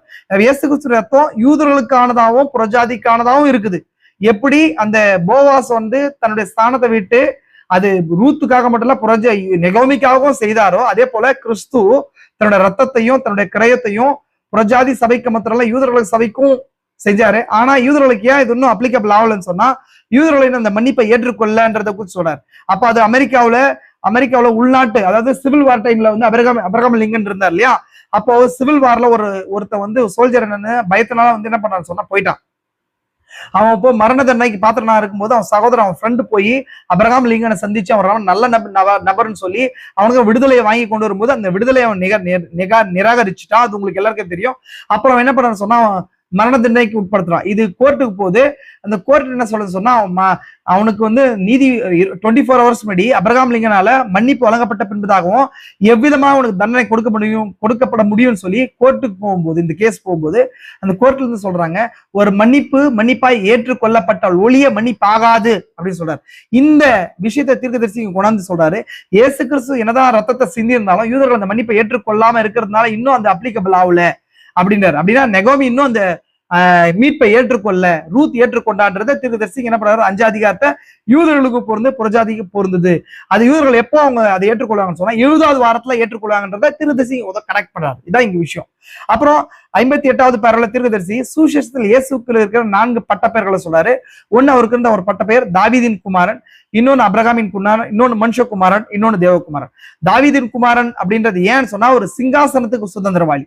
அபிரகாமின் குமாரன் அப்படின்றது ஏன்னு சொன்னா ராஜரீக உரிமைக்கு சுதந்திரவாளி, தேவன் கொடுத்த வாக்குத்தத்தத்துக்கு சுதந்திரவாளி. மனுஷகுமாரன்றது ஏன்னு சொன்னா பூமியில சுதந்திரவாளி. தேவகுமாரன் அப்படின்றது ஏன்னு சொன்னா வானம் பூமி எல்லாவற்றுக்கும் சுதந்திரவாளி. இதுதான் வந்து அவருக்குள்ள இருக்கிற பட்ட பேர்களுக்கு முன்பதாக இருக்கிற அதிகாரத்தை தீர்க்கதரிசி சொல்றார். அதுக்கப்புறம் பாத்தீங்க சொன்னா அடுத்தது மீட்பை குறிச்சும் பழைய ஏற்பாட்டுல இருக்கிற மீட்பின் பிரமாணம் எப்படி கிரியை செய்யுதுன்றதை குறிச்சும் தீர்க்கதரிசி என்ன பண்றாரு சொன்னா ஒரு சில காரியத்தை சொல்றாரு. ஒரு லேண்ட் வந்து இழக்கப்பட்டு போச்சுன்னு சொன்னா 50வது வருஷத்துல ஜூப்ளியின் போது அந்த லேண்ட் திரும்ப வரணும் அப்படின்றத தீர்க்கதரிசி என்ன பண்றாரு, மீட்பு எவ்விதமா அடையுன்றத இங்க விளக்குறாரு. இதை வந்து பாவம் எப்படி ஏதேன்ல வந்துச்சு, அதுக்கப்புறம் ஒரு குறிப்பிட்ட காலம் வரும்போது திரும்ப வந்து அந்த பாவம் அப்படியே அந்த பூமி இழக்கப்பட்டு போனது திரும்ப வந்து உரிமையாளர் வந்து சேரும், அது கிரயம் செலுத்தப்படுது அப்படின்றத தீர்க்கதரிசி என்ன பண்றாரு இங்க சொல்றாரு பாருங்க. மனிதன் பாவம் இருந்தது, பூமியின் உரிமை பத்திரம் தேவனத்தில் சென்றது, அதை மீட்டுக்கொள்ள இனத்தான் மீட்பர் கிறிஸ்து வந்தார். இதுவே மீட்பின் வரலாறு. இதை தீர்க்கதரிசி எரேமியா புஸ்தகத்துல இருக்கிற எரேமியா காலத்துல அவங்க சிறையிருப்புக்கு போறதுக்கு முன்பதாக எரேமியாவுடைய பெரிய தகப்பனுடைய குமாரன் அனாமியலுடைய அந்த நிலத்தை விற்கிறதுக்கான சூழ்நிலை வரும்போது இந்த எரேமியாட்ட வந்து கேட்கப்படுது. ஏன்னா எரேமியா தான் இனத்தான். அப்ப அதனால எரேமியா என்ன பண்றாரு, அந்த லேண்ட் என்ன பண்றாரு பர்ச்சேஸ் பண்ணி அதுக்கான கிரய பத்திரத்தையும் உரிமை பத்திரத்தையும் ஒரு அந்த கிளே பாட்ல வந்து போட்டு, அந்த கிளே பாட் மீன்ஸ் வந்து இந்த மண்பாண்டத்துல போட்டு வைக்கிறார். இது எதுக்கு அடையாளமா இருக்குன்னு சொன்னா மீண்டும் வந்து என்ன பண்ண சொன்னா அந்த அந்த அந்த இழக்கப்பட்ட லேண்ட் வந்து மீட்கப்படுதுன்றதுக்கு அடையாளமா காணப்படுது. 70 வருஷம் அவங்க சிறையிருப்புக்குள்ள போனாலும் திரும்ப அந்த லேண்ட் அவங்களுக்கு வரப்போகுதுன்றத இங்க தீர்க்கதரிசி காட்டதா சொல்ற. அதே போல இத பூமி இழக்கப்பட்டு போச்சு ஆதாம் ஏவாள் பாவத்தினால, கிறிஸ்துவனால மீட்கப்படுதுன்றத காட்டுறாரு. அப்ப அது எப்படி சொல்றாருன்னு சொன்னா அந்த மண்பாண்டம் வந்து அந்த உரிமை பத்திரத்தை வச்சிருந்துச்சு, எரேமியா காலத்துல வச்சிருந்துச்சு. ஒரு நாள்ல திரும்பவும் அந்த உரிமையை கொண்டாடுறதுக்கு யாரோ ஒரு நபர் வந்து என்ன பண்ண சொன்னா அந்த பாண்டத்துக்குள்ள இருக்கிற அந்த புக்கை வாங்கணும், புக்கை வாங்கி அது எல்லாருக்கும் முன்னாடி காண்பிக்கணும். அதே போல அந்த மண் பாத்திரம்ன்றது அந்த கிளே பாட்டுன்றது ஒரு மனுஷனுடைய சரீரமா இருக்குது, அதுக்குள்ள அது தேவன் வந்து ரகசியமா வச்சிருக்கிறாரு. ஒரு நாள் அதை வெளியே எடுக்கிறதுக்கு அடையாளமா இருக்குது. இன்னைக்கு அந்த மீட்பின் ரகசியங்கள் ஒரு சரத்துக்குள்ள வைக்கப்படுதுன்றதை தீர்க்கதரிசி சுட்டி கேட்டாரு 61ல. இதுதான் சொல்றாரு. அதுக்கப்புறம் 61ஆம் பேராக்கு அப்புறம் தீர்க்கதரிசி 7 முத்திரைகள் கூட்டத்தை குறிச்சு சொல்றாரு. 7 முத்திரைகளை நான் இதெல்லாம் எக்ஸ்பிளைன் பண்றேன், திரும்ப எக்ஸ்பிளைன் பண்றதுன்னு சொல்றாரு. அதுக்கப்புறம் பைபிள்ல வந்து வெளிப்படுத்தும் விசேஷத்துல வந்து 7 ஐந்துகள் இருக்குது, 7 முத்திரைகள் இருக்குது, 7 ஆவிகள் இருக்குது, 7 தூதர்களும் 7 ஆவிகளும் 7 தூதர்களும் 7 சபை காலங்களும் 7 கலசங்கள் இங்க அப்படின்னு இருக்குது. 5 ஏழுக்கள் இருக்குது. 5 ஏழுக்கள் எதுக்கு அடையாளமா இருக்குது சொன்னா 5ன்றது கிருபைக்கும் 7ன்றது பரிபூர்ணத்துக்கு அடையாளமா இருக்குது. அப்ப அந்த வகையில பார்த்து சொன்னா கிருபை பரிபூர்ண கிருபையா இருக்குது. அந்த பரிபூர்ண கிருபையா இருக்குதுன்றத தேவன் யாருக்கு வெளிப்படுத்துறாரோ அது வெளிப்படுத்தும் போது அது பரிபூர்ணமா கிருபையா இருக்குதுன்றத சுட்டி காட்டப்படுது. இந்த 7 ஐந்துகளும் அதை சுட்டி காட்டுது. அப்போ அடுத்தது 63ஆம் பாடல்ல தீர்க்கதரிசி என்ன பண்றாருன்னு சொன்னா ஒவ்வொரு முத்திரையை பிரசங்கிக்கும் போது என்ன தேவன் வெளிப்படுத்துறாருன்றத சுட்டி காட்டார். ஒரு முத்திரை என்ன செய்யணும்னு சொன்னா ஒரு சபை காலத்துல சபை காலத்தையும் அந்த சபை காலத்தின் செய்தியையும் செய்தியாளனையும் எந்த காலத்துல வாழ்ந்து கொண்டிருக்கிறான்றதையும் சபை காலத்துல பவுல் செய்தி கொடுத்திருப்பாரு. அந்த பவுல் செய்தி கொடுத்த செய்தி முத்திரை கீழா இருந்த ரகசியம் தான். அது பவுலுக்கு தெரியல. அது ஆக்சுவலி அது முத்திரை கீழா இருந்த ரகசியம் தெரியல. ஆனா முழு முத்திரை வெளிப்படுத்தல, அது ஒரு பார்ஷியலா வெளிப்படுத்தப்பட்டுச்சுன்றதை தீர்க்கதரிசி சுட்டி காட்டுறார். அப்ப வெளிப்படுத்தல் 10வது அதிகாரம் வரும்போதுதான் 7வது முத்திரை வெளிப்படுத்தல் 10ன்றது இங்கே சுட்டி காட்டுறாரு. நம்ம இந்த இப்ப பாக்குறோம் 7வது முத்திரையில தான் பாக்குறோம். ஆனா தீர்க்கதரிசி இங்கே சொல்றாரு 10வது அதிகாரம்ன்றது 7ஆம் முத்திரையா இருக்குது, அது பலமுள்ள தூதனுடைய வருகையா இருக்குது அப்படின்றத திருப்பி சுட்டி காட்டாரு. அப்ப ஒரு சபை காலத்துடைய ஒரு சபை ஒரு முத்திரையும் ஒரு சபை கால செய்தியாளனுக்கு கொடுத்த செய்தியும் அந்த சபை காலத்துல நிகழ்வுகளும் இது எல்லாத்தையும் உள்ளடக்கியா இருக்குது, அது உள்ளடக்கியதா இருக்குது. அப்போ நம்ம 7 முத்திரைகள் திறக்கப்படும் போது இது எல்லாத்தையும் நம்ம பார்க்கலான்றது சொல்றாரு. இப்போ அடுத்த தீர்க்கதரிசி 70 வாரங்கள் முத்திரைகள் எங்குள்ளன என்பதை காண்பிக்கிறார். 70 வாரங்கள் தான் சீல்ஸ் எங்க இருக்குதுன்றதை காண்பிக்குதான். அதனாலதான் முத்திரைகளை நம்ம அதிகமா 70 வாரங்களை பார்க்கணும். 70 வாரங்களை பார்க்காம முத்திரையில் போகக்கூடாதுன்றது இங்க தீர்க்கதரிசி சொல்றார்.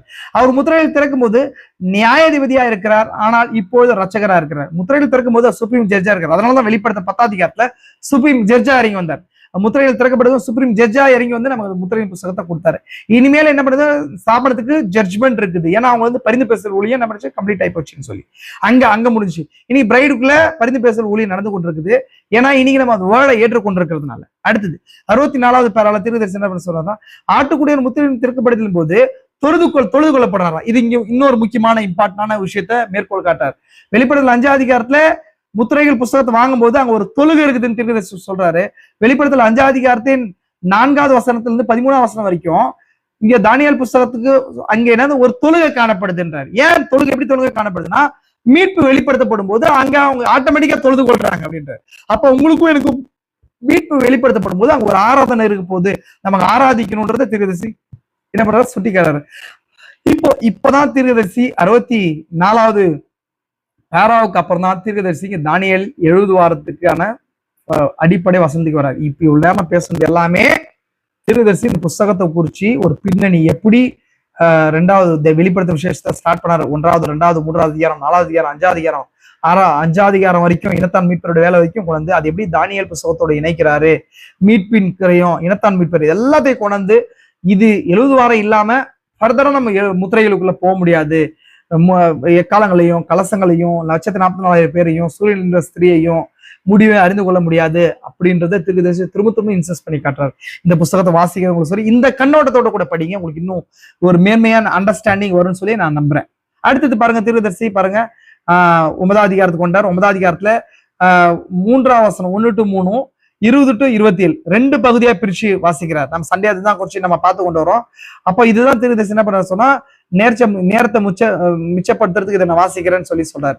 அதுக்கப்புறம் தீர்க்கதரிசி என்ன சொல்றாரு சொன்னா, தானியேல் வந்து 67வது பாரால தானியேல் எப்படி இருந்தா அந்த எந்த காலத்துல இருந்தான்றத குறிச்சு சுட்டி காட்டிட்டு தானியேல் வந்து என்ன பண்ணான்னு சொன்னா ஜபத்துல இருந்த மனுஷனை காபிரியேல் எப்படி சந்திச்சான்றதையும் 20ஆம் வசனத்துல 27ஆம் வசனம் வரைக்கும் இருக்குது. 1 to 3 தானியேலுடைய ஜபம் எப்படி ஸ்டார்ட் ஆச்சுன்றது 3ல இருந்து 19 வரைக்கும் தானியேலுடைய ஜபத்தை குறிச்சோம். அப்புறம் 20ல இருந்து 27 வரைக்கும் காபிரியேல் வந்து நோக்கம் 6வது நோக்கம் அப்புறம் டைம் லைன். இதுதான் நம்ம ஆல்ரெடி சண்டே பார்த்திருக்கிறோம், அந்த விஷயத்த பார்த்திருக்கிறோம். அப்போ இங்க அதுதான் தீர்க்கதரிசி இந்த வசனமா வாசிச்சுட்டு இப்பதான் செய்திக்குள்ள அவர் போறார். அப்புறம் பாருங்க தீர்க்கதரிசி பாருங்க அடுத்த வாரம் வரும்போது என்ன பண்ண சொன்னா, சரி அன்னைக்கு நைட்டு வந்து 6 விதமான நோக்கம் சொல்றாரு. அதுக்கு வந்து பிரதர் டாக்ன்றவர்கிட்ட அவர் தான் வந்து டீகன் நினைக்கிறேன், அவர்கிட்ட வந்து பிளாக் போர்டு வைங்க, நான் ஒரு சில காரியங்களை எக்ஸ்பிளைன் பண்ணணும்னு சொல்லி சொல்றாரு. அப்புறம் 70வது பாராவுல சபை எடுத்துக்கொள்ளப்பட்ட பின்பதாக தான் 70வது வாரம் ஆரம்பிக்கிறது என்ற கருத்தை சொல்றாரு. ஆல்ரெடி தெரியும் உங்களுக்கு 70வது வாரம் வந்து ஆல்ரெடி ஸ்டார்ட் ஆச்சுன்னு சொல்லிட்டு.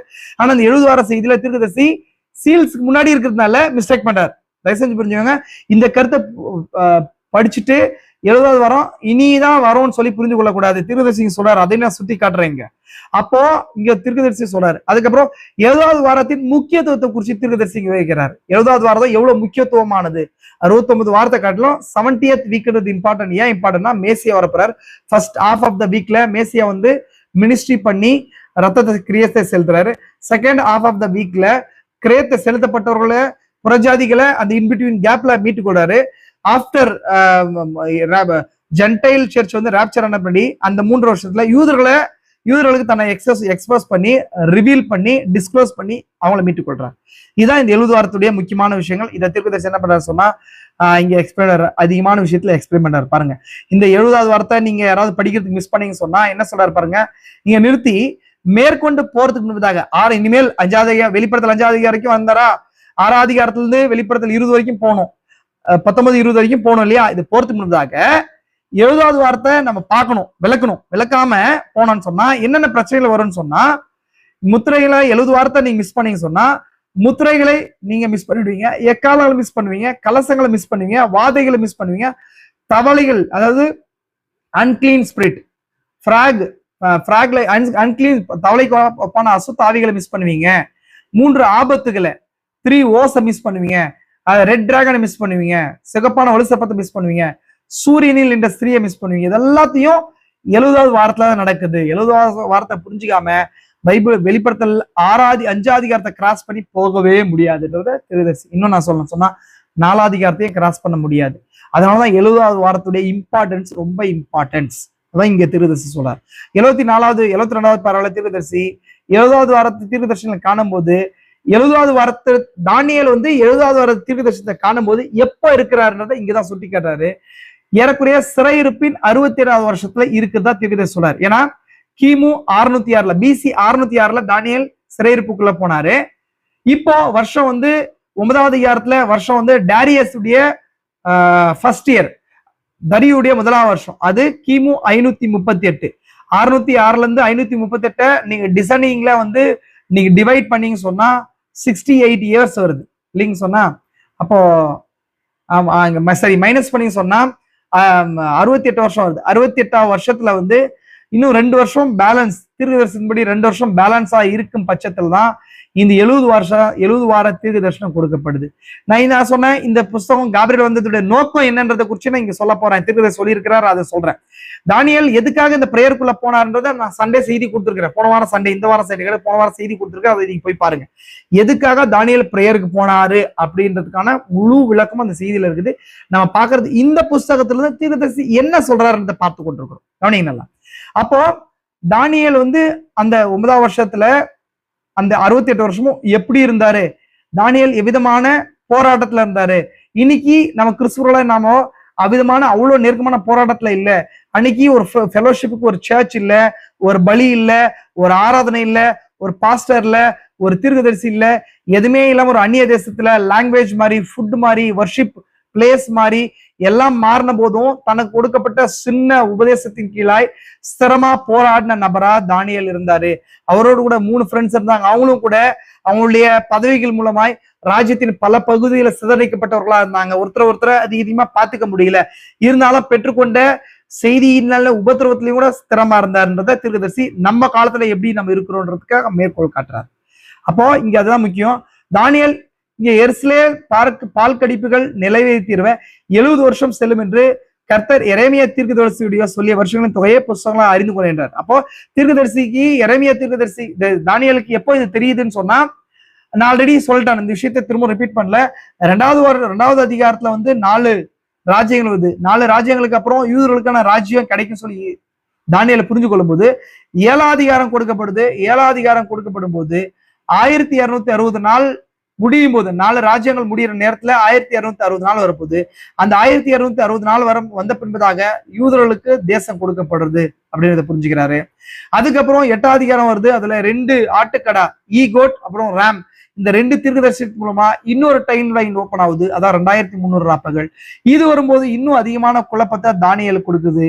இப்ப கொடுக்கும்போது இப்ப தீர்க்கதரிசியாக தானியேல் அவருடைய பழைய ஏற்பாட்டு புஸ்தகங்கள்லாம் ஆராயும் போது இன்னும் வேற ஒரு குழப்பத்துக்குள்ள தானியேல் போறாரு. இப்பதான் அவருக்கு புரியுது சிறையிருப்பின் காலம் எவ்வளவு நாள் நம்ம இருக்க போறோம்ன்றத தானியேலுக்கு புரியுது. எரேமியா 25:11 எரேமியா 25:3 தீர்க்கதரிசி வாசிக்கிறாரு. அதுல 15வது வசனத்துல 70 சிறையிருப்பின் காலம் கேப்டிவிட்டி டைம் 70 இயர்ஸ்ன்றதை தானியேல் புரிஞ்சுக்கொண்டு இதையும் அவர் தன் பெற்றுக்கொண்ட தர்ஷனங்களா மேட்ச் பண்ணி பாக்குறாரு. அது பொருந்தல. இதுக்காக தான் தானியேல் ஜெபத்துக்கும் உபவாசத்துக்குள்ள போனார். ஆல்ரெடி சொன்ன செய்தி இங்க லிங்க் பண்ணிட்டேன். அப்ப தீர்க்கதரிசிக்கு புரிஞ்சு எரேமியா தீர்க்கதரிசி குறிச்சு அதிகமா அவரு படிக்கிறாரு. எரேமியா காலத்துல இருந்த பிரச்சனை என்ன, எதனால யூதர்கள் சிறையிருப்புக்குள்ள போனாங்கன்றதெல்லாம் படிக்கும்போது எரேமியா காலத்துல இருந்த கள்ள தீர்க்கதரிசி ஆகிய அனனியாவை குறிச்சு படிக்கிறாரு. அவங்க 2 பேருக்கு நடந்த பெரிய டிபேட்ஸையும் போராட்டங்களை குறிச்சு படிக்கிறாரு. தேவன் எவ்விதமா எரேமியா தீர்க்கதரிசியுடைய அந்த தீர்க்க தரிசனத்தை உறுதிப்படுத்தினாரு. அனனியா தீர்க்க தரிசனத்தை தேவன் உறுதிப்படுத்தல, அது பொய் தீர்க்க தரிசனத்தை குறிச்சும் இங்க தானியேல் எப்படி அதை புரிஞ்சுக்கிற ஒரு தீர்க்கதரிசியை வந்து என்ன பண்ண சொன்னா எப்பொழுதுமே கிராஸ் செக் பண்ணி புரிஞ்சுக்கணும் அவர் உண்மையான ரியல் ப்ராஃபிட்டான்னு சொல்லி. ஏன்னா ஒரு ப்ராஃபிட் மூலமா தான் செய்தி வரும். அப்படி எரேமியா தானியேல் கிராஸ் செக் பண்ணி அவர் புரிஞ்சு கொண்டு அவரை நம்பி அந்த தீர்க்க தரிசனம் மூலமா அந்த தீர்க்க தரிசனத்தையும் தனக்கு வந்த தீர்க்க தரிசனத்தையும் ஒன்றிணைச்சு பார்த்து அது கரெக்டா இருக்குதான்னு சொல்லி அதுக்கப்புறம் ஜபத்துக்கு போறாரு, உபதாசத்துக்கு போறாரு. அப்ப இது எல்லாத்தையும் தீர்க்கதரிசி இங்க 28 அதிகாரம் 1ல இருந்து 25 கிடையாது 28ல இருந்து வாசிக்கிறாரு. எரேமியாவுக்கும் அனனியாவுக்கும் நடந்த போராட்டம் இது எல்லாத்தையும் தீர்க்கதரிசிங்க என்ன பண்றாரு, மேற்கோள் காட்டுறாரு. தானியேல் எப்படி இதெல்லாம் பார்த்து பறிச்சு புரிஞ்சுக்கிறாருன்னு சொல்லிட்டு. அடுத்து தீர்க்கதரிசி 76ல இருந்து 78 பாரால தானியேல் காலத்துல வந்த சோதனைகள்ல எப்படி தானியேல் ஜெயிச்சாருன்றத நான் ஆல்ரெடி சொன்ன அந்த விஷயத்த சொல்றாரு. அப்புறம் 79 80 வரைக்கும் தீர்க்கதரிசி 70 வருஷம் சிறையிருப்பை குறிச்சு தானியேல் எப்படி அறிஞ்சு கொண்டு எப்படி இன்னும் நேரம் இல்லை, அதிகமா 2 வருஷம் தான் இருக்குது, நம்ம தேசத்துக்குள்ள போகணும், நீ உடனே ராஜ்யம் அமைப்போதா, என்னவா இருக்க போகுது, எப்படி இருக்க போகுது சொல்லி பதறலுக்குள்ள போய் அப்பதான் ஜபத்துக்கும் உபாசத்துக்கும் போகும்போது தேவன் தூதன் அனுப்பினார். அந்த மாதிரி நம்ம எந்த காலில் வாழ்ந்து கொண்டிருக்கிறோன்றதை அறிஞ்சு கொண்டு நமக்கு இந்த காலத்துல கொடுக்கப்பட்ட தீர்க்கதரிசி செய்திகளையும் அப்போஸ்தல உபதேசத்தை வாசி இந்த காலத்துல வாழ்ந்து கொண்டிருக்கிறத அறிஞ்சு கொண்டு நம்மளும் நம்மளை நம்ம செப்பரேட் பண்ணிக்கின்னு ஜபத்துக்கு போகும்போது தான் தேவன் எல்லா வெளிப்பாடுகளும் கொடுப்பார்ன்றத தீர்க்கதரிசி மேற்கோள் காட்டுறார். இன்னைக்கு இருக்கிற விசுவாசிகள் எப்படி பற்றற்றவர்களாகவும் அவங்க எதை கண்ணோக்கமா பார்க்கணுன்றத பார்க்காம இருக்கிறாங்க. இன்னைக்கு ஜனங்கள் வந்து என்ன பண்ண சொன்னா சூதாட்டத்திலையும் நீச்சல் குளங்கள்லயும் சண்டே பிரேயருக்கு வராமையும் சொல்றாரு, ஞாயிற்றுக்கிழமைகளில் வீண் செலவுகள் பண்ணவும் கர்த்தருக்கென்ற நேரம் இல்லாதவர்களாயும் இருக்கிறாங்க. உடனே மேட்பர் நீங்க விரும்பாதது ஏதாவது சொன்னா கோவப்படுறாங்க. இதெல்லாம் தீர்க்கதரிசி செய்தியில சொல்றாரு. அப்போ இதெல்லாம் வந்து என்ன பண்ணாங்க சொன்னா தங்களை திருத்திக்கிறதுக்கு ரெடியா இல்லாம ஏதோ நினைச்ச ஒரு நாமினல் என்டை மெசேஜ் பிலிவரா இருக்கிறாங்க. இதுதான் சுட்டி காட்டார். ஆனா நம்ம அப்படி இல்லாதபடிக்கு தானியேலை போல ஒரு பதறல் உள்ள ஜனங்களாய், ஒரு போராட்டத்தில் இந்த உலகம் பாபிலோனா இருந்தாலும் ஒரு போராட்டம் உள்ள ஜனங்களாய், தன்னுடைய விசுவாசத்தை காத்துக்கொள்கிற ஜனங்களாய் இருக்கணும்னு சொல்லி தீர்க்கதரிசி சுட்டி காட்டார். 82வது பாரால உலகத்துல இருக்கிற நிலையும் ஜனங்களுடைய மனநிலை எவ்வளவு மோசமா இருக்குது, அரசியலுடைய நிலை எவ்வளவு மோசமா இருக்குது, இயற்கையுடைய பேரழிவுகள் எப்படி இருக்குது, இவெல்லாம் பார்த்த பின்பும் கூட விசுவாசுடைய நிலை இன்னுமா மோசமா இருக்குது அப்படின்றத தீர்க்கதரிசி சொல்றாரு. இதெல்லாம் அறிஞ்சு ஒரு உண்மையான கிறிஸ்துவன் எப்படியும் அமைதியா இருப்பான், அவன் வார்த்தையை நோக்கி போவான், தானியேலை போல பதறலுக்குள்ள போவான், தானியேலை போல தன்னை செப்பரேட் பண்ணிக்குவான், ஜபத்துக்குள்ள போவான்றத சுட்டி காட்டார். அடுத்தது எரேமியா 25 அதிகாரத்துல 8ஆம் வசனத்துல இருக்கிற 70 வருட சிறையிருப்பு என்ன காரணம்ன்றத சொல்றாரு. நான் வந்து இதுல நிறைய விஷயங்கள் இந்த எக்ஸஸா நான் எழுதி வச்சிருக்கேன், அதெல்லாம் சொல்ல. 70 வருஷம் ஏன் அப்படின்றது ஒரு சின்ன லைன் மட்டும் சொல்றேன். 70 வருஷம் ஏன் தேவன் 70 வருஷம் சொன்னார்னா, தேவன் 70 வருஷம் தேசத்துக்கு ஓய்வு கொடுத்தார். ஏன்னா இது நியாயப்பிரமாணத்துல லேவியர் ஆரம்பத்துல 24 அதிகாரமும் சரி 26 அதிகாரம் சரி தேசத்தின் ஓய்வுக்கான சட்டம் இருக்குது. ஒரு 7 வருஷமும் அவங்க ஓய்ந்து இருக்கணும், ஒரு 50வது வருஷமும் விடுதலை வருஷமா இருக்கணும், இது ஓய்வு நாள் ஆசரிக்கணும். இது எதுவுமே அவங்க ஆசரிக்காம போகும்போது ஒரு 7 வருஷத்துக்கும் அவங்க அதை ஆசரிக்காம போனதுனால தேவன் அவர்களுக்கு அந்த நியாய தீர்ப்பு கொடுப்பதாக ஆல்ரெடி லேவியராகமும் 25ல இந்த சட்டத்தை கொடுக்குறாரு. அதாவது நிலத்துக்கான ஓய்வு. அவங்க அதை செய்யாம போறதுனால வர தண்டனையை 26ஆம் அதிகாரம் லேவியராகமம் 26ல 34 to 35ல சொல்றாரு. எப்படி தேவன் வந்து நீங்க ஓய்வை கொடுக்கணும், நிலத்துக்கு 7 வருஷத்துக்கு ஒரு முறை ஓய்வை கொடுக்கணும். அப்படி ஓய்வை கொடுக்காம இருந்தீங்க சொன்னா தேவன் எப்படி அந்நியர்களுக்கு அதை ஒப்பு கொடுத்து ஓய்வு வருஷங்களை ரம்மியமா அனுபவிக்குன்றத சாபமா கொடுத்தாரு. அதுதான் இங்க தேவன் நிறைவேற்றுற 70 வருஷம்ன்றது நிலத்துக்கான ஓய்வு. அதுதான் தீர்க்கதரிசி இங்க வசனம் இங்க சுட்டி காட்டுது. இதுதான் சிறையிருப்பின் நாட்கள்ல வந்து 70 வருஷம் இருக்கு இல்லையா, யூதர்கள் வந்து 490 வருஷம் வந்து தேசத்துக்கான ஓய்வை கொடுக்கவே இல்லை. இப்ப பாருங்க இன்னொரு 490 வருஷம் கொடுக்குறாரு இல்லையா, இதுக்கான ஃபண்டமெண்டல் பேஸே இந்த 70 வருஷம். இந்த 70 வருஷத்துக்கான காரணம், இந்த 70 வருஷத்துக்கான நியாய தீர்ப்புக்கான காரணம் ஒரு 490 வருஷம். அந்த 490 வருஷத்துல செஞ்ச தப்பு தான் இந்த 70 வருஷம். இந்த 70 வருஷம் முடிவான்னு பார்த்தா கிடையாது, இன்னும் ஒரு 490 வருஷத்துக்கு முன்னதாக யூதர்களுக்கு ரட்சிப்பு இருக்க போகுதுன்றதை புரிஞ்சுக்கணும். அப்போ இதுதான் தீர்க்கதரிசிங்க 2 நாளாகமம் 36:21ல தேசம் தன் ஓய்வு வருஷங்களை ரம்மியமாய் சவிக்கமாய் தீருது, எரேமியா தீர்க்கதரிசி வார்த்தை நிறைவேறுன்றார். அப்ப 70 வருஷத்துக்கான காரணம் என்ன? எரேமியா கிட்ட தேவன் 70 வருஷம் சிறையிருப்புக்குள்ள போயிங்க சொன்னார், அதுக்கு ஒரு காரணம் இருக்கு இல்லையா, அந்த காரணம் தான் லேவியராகமத்துல தேவன் கொடுத்த லாபம் மீறும் போது வந்த தண்டனையா தான் இது இருக்குதே தவிர, ஏதோ தேவன் வந்து தான் தோன்றித்தனமா சாதாரணமா இவன் தப்பு செஞ்சுட்டாங்க 20 வருஷத்தை அனுப்புறதா சொல்ல. அப்ப தேவன் ஒரு மனுஷனை நியாய தீர்ப்புக்குள்ள கொண்டு வராருன்னா எச்சரிப்பு கொடுக்காம நியாய தீர்ப்பை கொண்டு வர மாட்டான். அதை புரிஞ்சுக்கணும். அப்போ இந்த 2 நாளாகவும் 36:21 அது இருக்குது. இதுதான் எரேமியா 25:11 நியாய தீர்ப்பா எரேமியான் மூலமா தேவன் சொல்றாரு. இதுதான் தேவன் என்ன பண்றாரு, எரேமியா 8வது 25:8-12 வரைக்கும் 70 வருஷம் எப்படி இருக்க போது, தேவன் திரும்ப எப்படி திரும்ப தேசத்தை கொண்டு வர போறாருன்றதெல்லாம் இங்க சொல்லி செய்யறாரு. அடுத்தது இந்த 70 வருஷம் வந்து தப்பு செய்யறவனுக்கு தண்டனை மாத்திரம் அல்ல, இங்க தீர்க்கதரிசி இந்த விஷயத்த சொல்றாரு பாருங்க, ரொம்ப முக்கியமான விஷயத்த. இப்பகுதியில் எரேமியா தீர்க்க தரிசனத்தையும் அதற்கு வந்த எதிர்ப்பையும் இக்காலத்தில் வரும் தீர்க்கதரிசிக்கும் அதை எதிர்கொள்ளும் ஒரு உண்மையான தீர்க்க தரிசன வார்த்தைக்கும் நிற்கும் போதும் சரி. திரும்ப நான் வாசிக்கிறேன். இப்பகுதியில் எரேமியா தீர்க்க தரிசனத்தையும் அதற்கு வந்த எதிர்ப்பையும் இக்காலத்தில் வரும் தீர்க்கதரிசிக்கும் அதற்கான அதற்கு வரும் எதிர்ப்பையும் ஒரு உண்மையான தீர்க்கதரிசி வார்த்தைக்காக நிற்கும் போது அல்லது உண்மையான செய்தியால் வார்த்தைக்காக நிற்கும் போது அவனுக்கு வரும் அவப்பேரை குறித்து தீர்க்கதரிசி சொல்றார். எப்படி எரேமியா அந்த வார்த்தைக்காக நிற்கும் போது அந்த தேச ஜனங்களாலையும் அந்த ராஜாவாலையும் அந்த அனனியான்ற தீர்க்கதரிசியானோ துன்பப்படுத்தப்பட்டானோ, ஆனாலும் அதுக்கு பதில் வந்து கூடியவர்கள் தேவனுடைய நியாய தீர்ப்பு கொடுக்கணுமா தெரிஞ்சிச்சு. அதே போல இக்காலத்துல இந்த உலகம் வந்து உபத்திரத்துக்குள்ள போகும்போது ஒரு உண்மையான தீர்க்கதரிசியும் உண்மையான செய்தியாலும் உண்மையான விசுவாசியும் வார்த்தைக்காக நிற்கும் போது உபத்திரவப்படுத்தப்படுவான்றத அந்த 2த்தையும் பொறுத்துறாரு. அடுத்தது அந்த எரேமியா தீர்க்கதரிசியின் வார்த்தையில நிக்காம போகும்போது எரேமியா தீர்க்கதரிசனத்துல 70 வாரத்துல நீதிமானுக்கும் அந்த தண்டனை வருது, பாவிக்கு அந்த தண்டனை வருது. இது யோசிச்சு பாத்தீங்கன்னா, நான் யோசிச்சு பார்த்தேன், செய்தி வாசிக்கும் யோசிச்சு பார்த்தேன். தானியேல் என்ன பண்ணாரு அந்த தப்பு செய்யறதுக்கு? தானியேலுக்கு முன்னாடி இருந்தவங்க தப்பு செஞ்சாங்க, அதனால வந்து சிறையிருப்புக்குள்ள அவங்க போறது நியாயம்.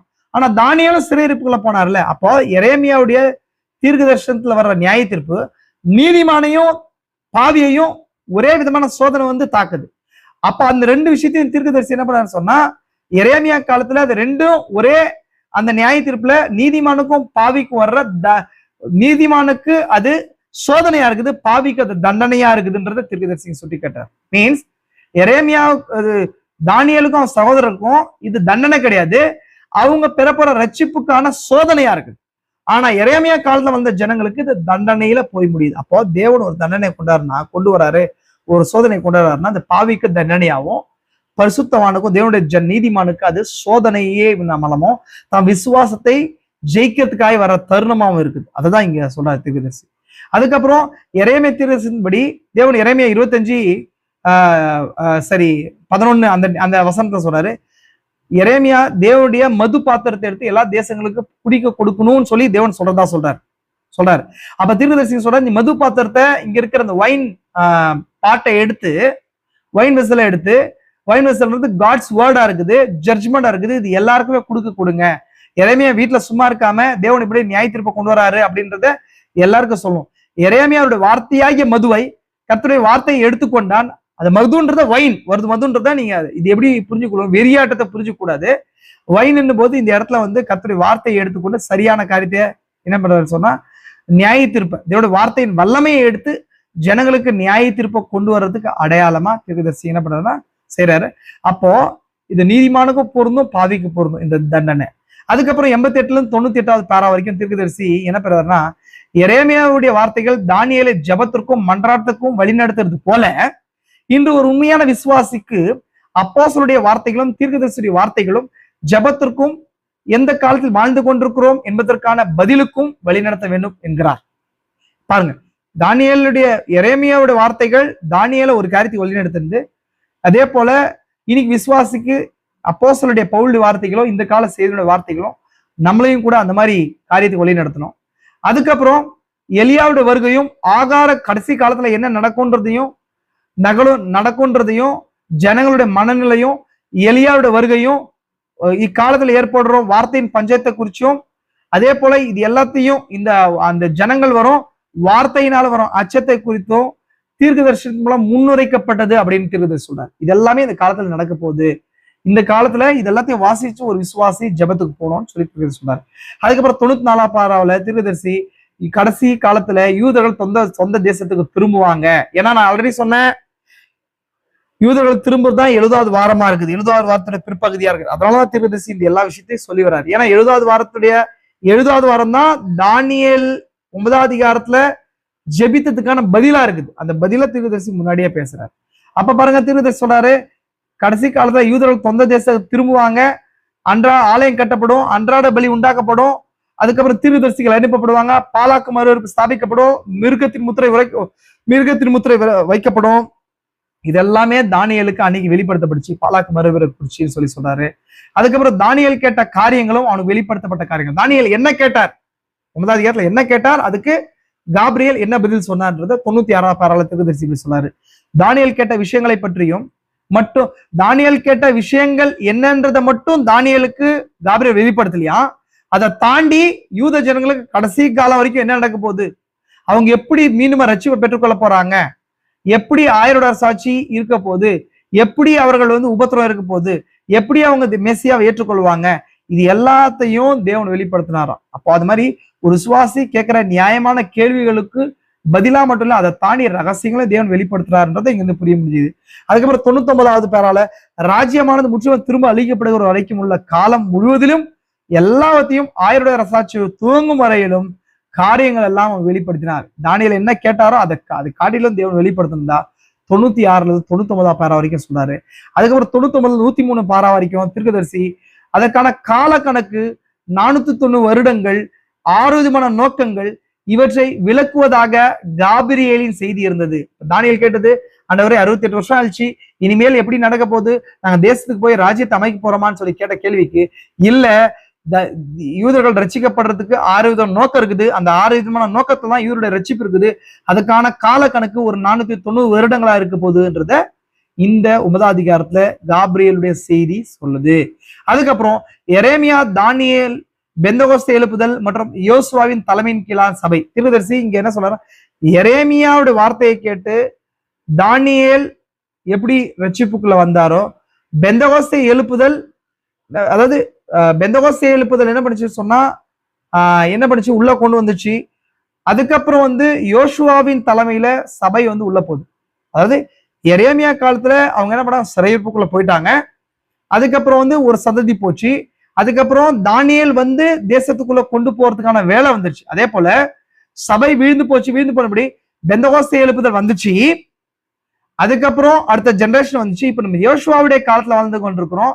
யோசுவாவின் கீழாக சபை இப்போ தேசத்துக்குள்ள போறதுக்கு, அதாவது நம்ம சுதந்திரிக்கிறதுக்கு போறதுக்கான நேரத்துக்குள்ள இருக்கிறோம் அப்படின்றத தீர்க்கதரிசி யாத்திரையின் மூலமா பொறுத்துறாரு. அது எப்படி பொறுத்துறாருன்னா, மோசே ஜனங்களை வெளியே கொண்டு வந்தாலும் சில ஜனங்கள் ஓரேப்ல நின்ட்டாங்க, சிலர் மோவாபின் சமவனை வெளியே கொண்டுட்டாங்க, கதஸ் வர்ணையில் நின்றாங்க. ஆனா ஜோஷுவா காலேப் மட்டும் தான் தேசத்துக்குள்ள போனாங்கன்றத சுட்டி காட்டார். அதுதான் இங்க அந்த நேரத்துல இருக்கிறோன்றத சுட்டி காட்டார்.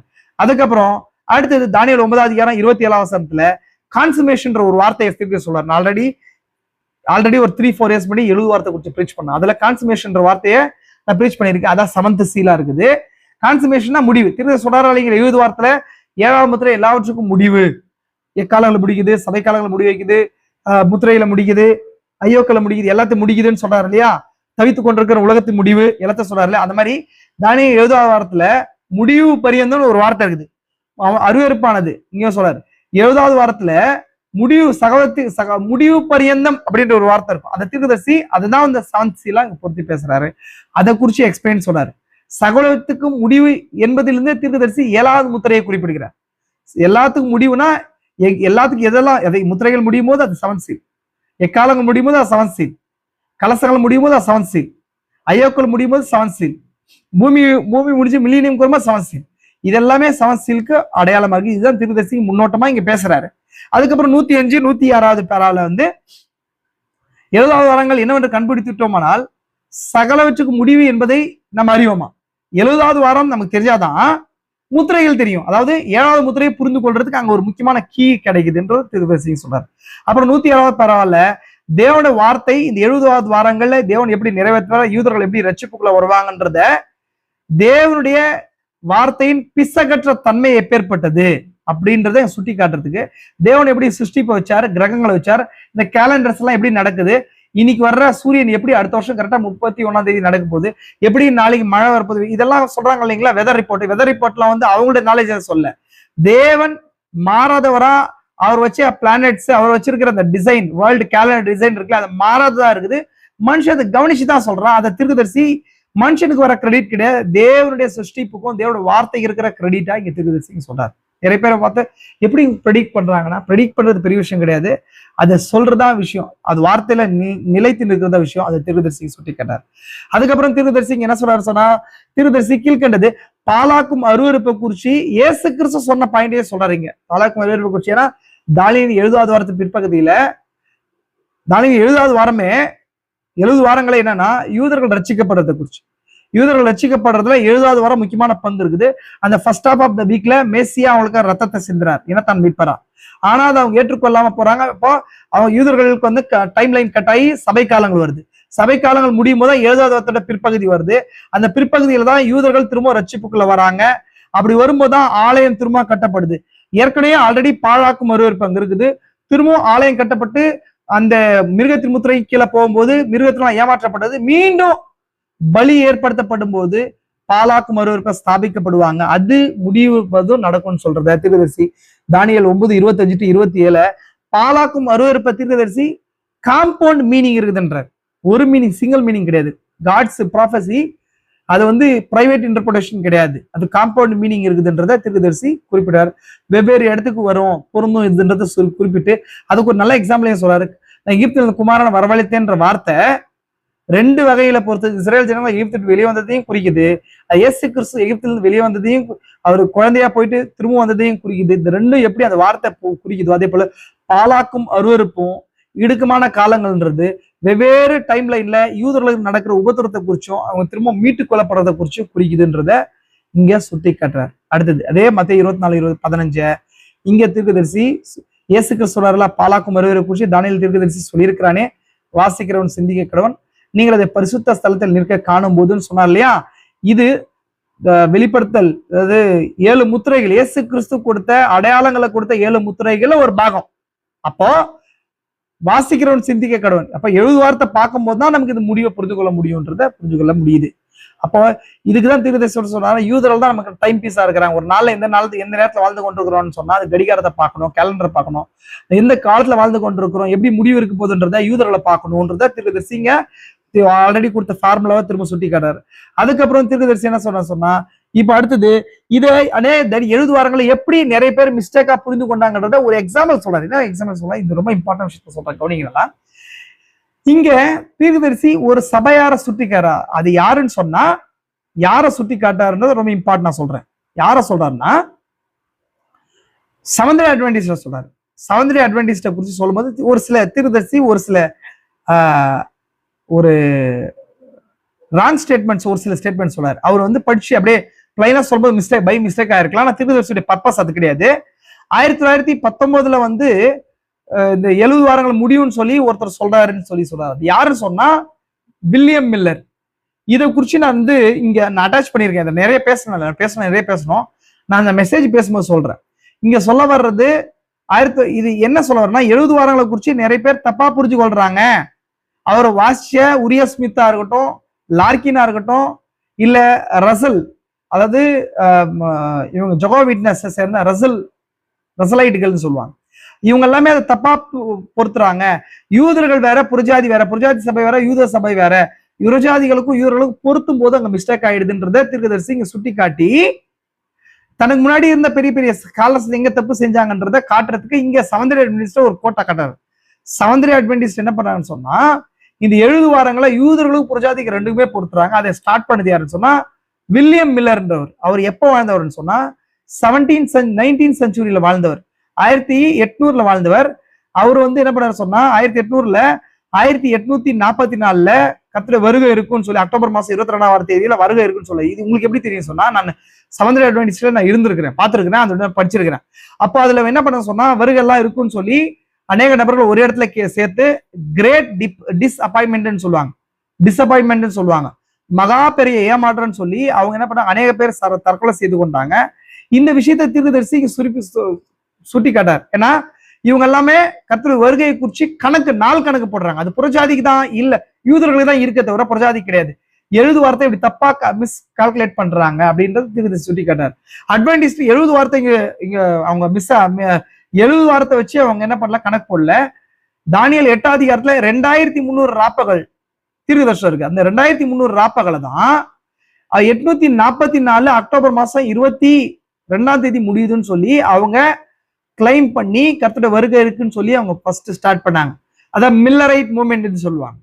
அதை ஸ்டார்ட் பண்ணி தப்பான பின்னாடி அதுக்கப்புறம் அதுல இருந்து ஒரு சின்ன கூட்டம் வந்த கூட்டம் தான் என்ன பண்ண சொன்னா, எல்என்ஜி ஒயிட் அவங்களுடைய ஹஸ்பண்ட், அதுக்கப்புறம் இன்னும் ஒரு சில நான் இந்த காரியத்தை குறித்து சொல்றேன் பாருங்க அடுத்தது. ஆமா, Ellen G White, James White, Joseph Bates இவங்க எல்லாம் சேர்ந்து தான் அடுத்த மொமெண்ட்டை ஸ்டார்ட் பண்றாங்க. அவங்க தான் செவன்த் டே அட்வென்டிஸ்டா 1863 மாறுறாங்க. அதுக்கப்புறம் அதே வாய்ஸ் ஆஃப் த ப்ராஃபசி, தீர்க்கதரிசன சத்தம்ன்ற அந்த பேர்ல ஸ்பிரிட் ஆஃப் ப்ராஃபசின்னு சொல்லி 1929 மாற்றப்பட்டு ரிச்சர்ட்ஸ் எம்எல் ரிச்சர்ட்ஸால் என்ன பண்ணாங்க சொன்னா, ஆன்லைன் ரேடியோ மூலமா இது கொண்டு போகப்படுச்சு. இது எல்லாத்தையும் தீர்க்கதரிசனம் சொன்னா இதெல்லாம் மிஸ்டேக் ஆச்சுன்றதை அவன் சொல்றாரு.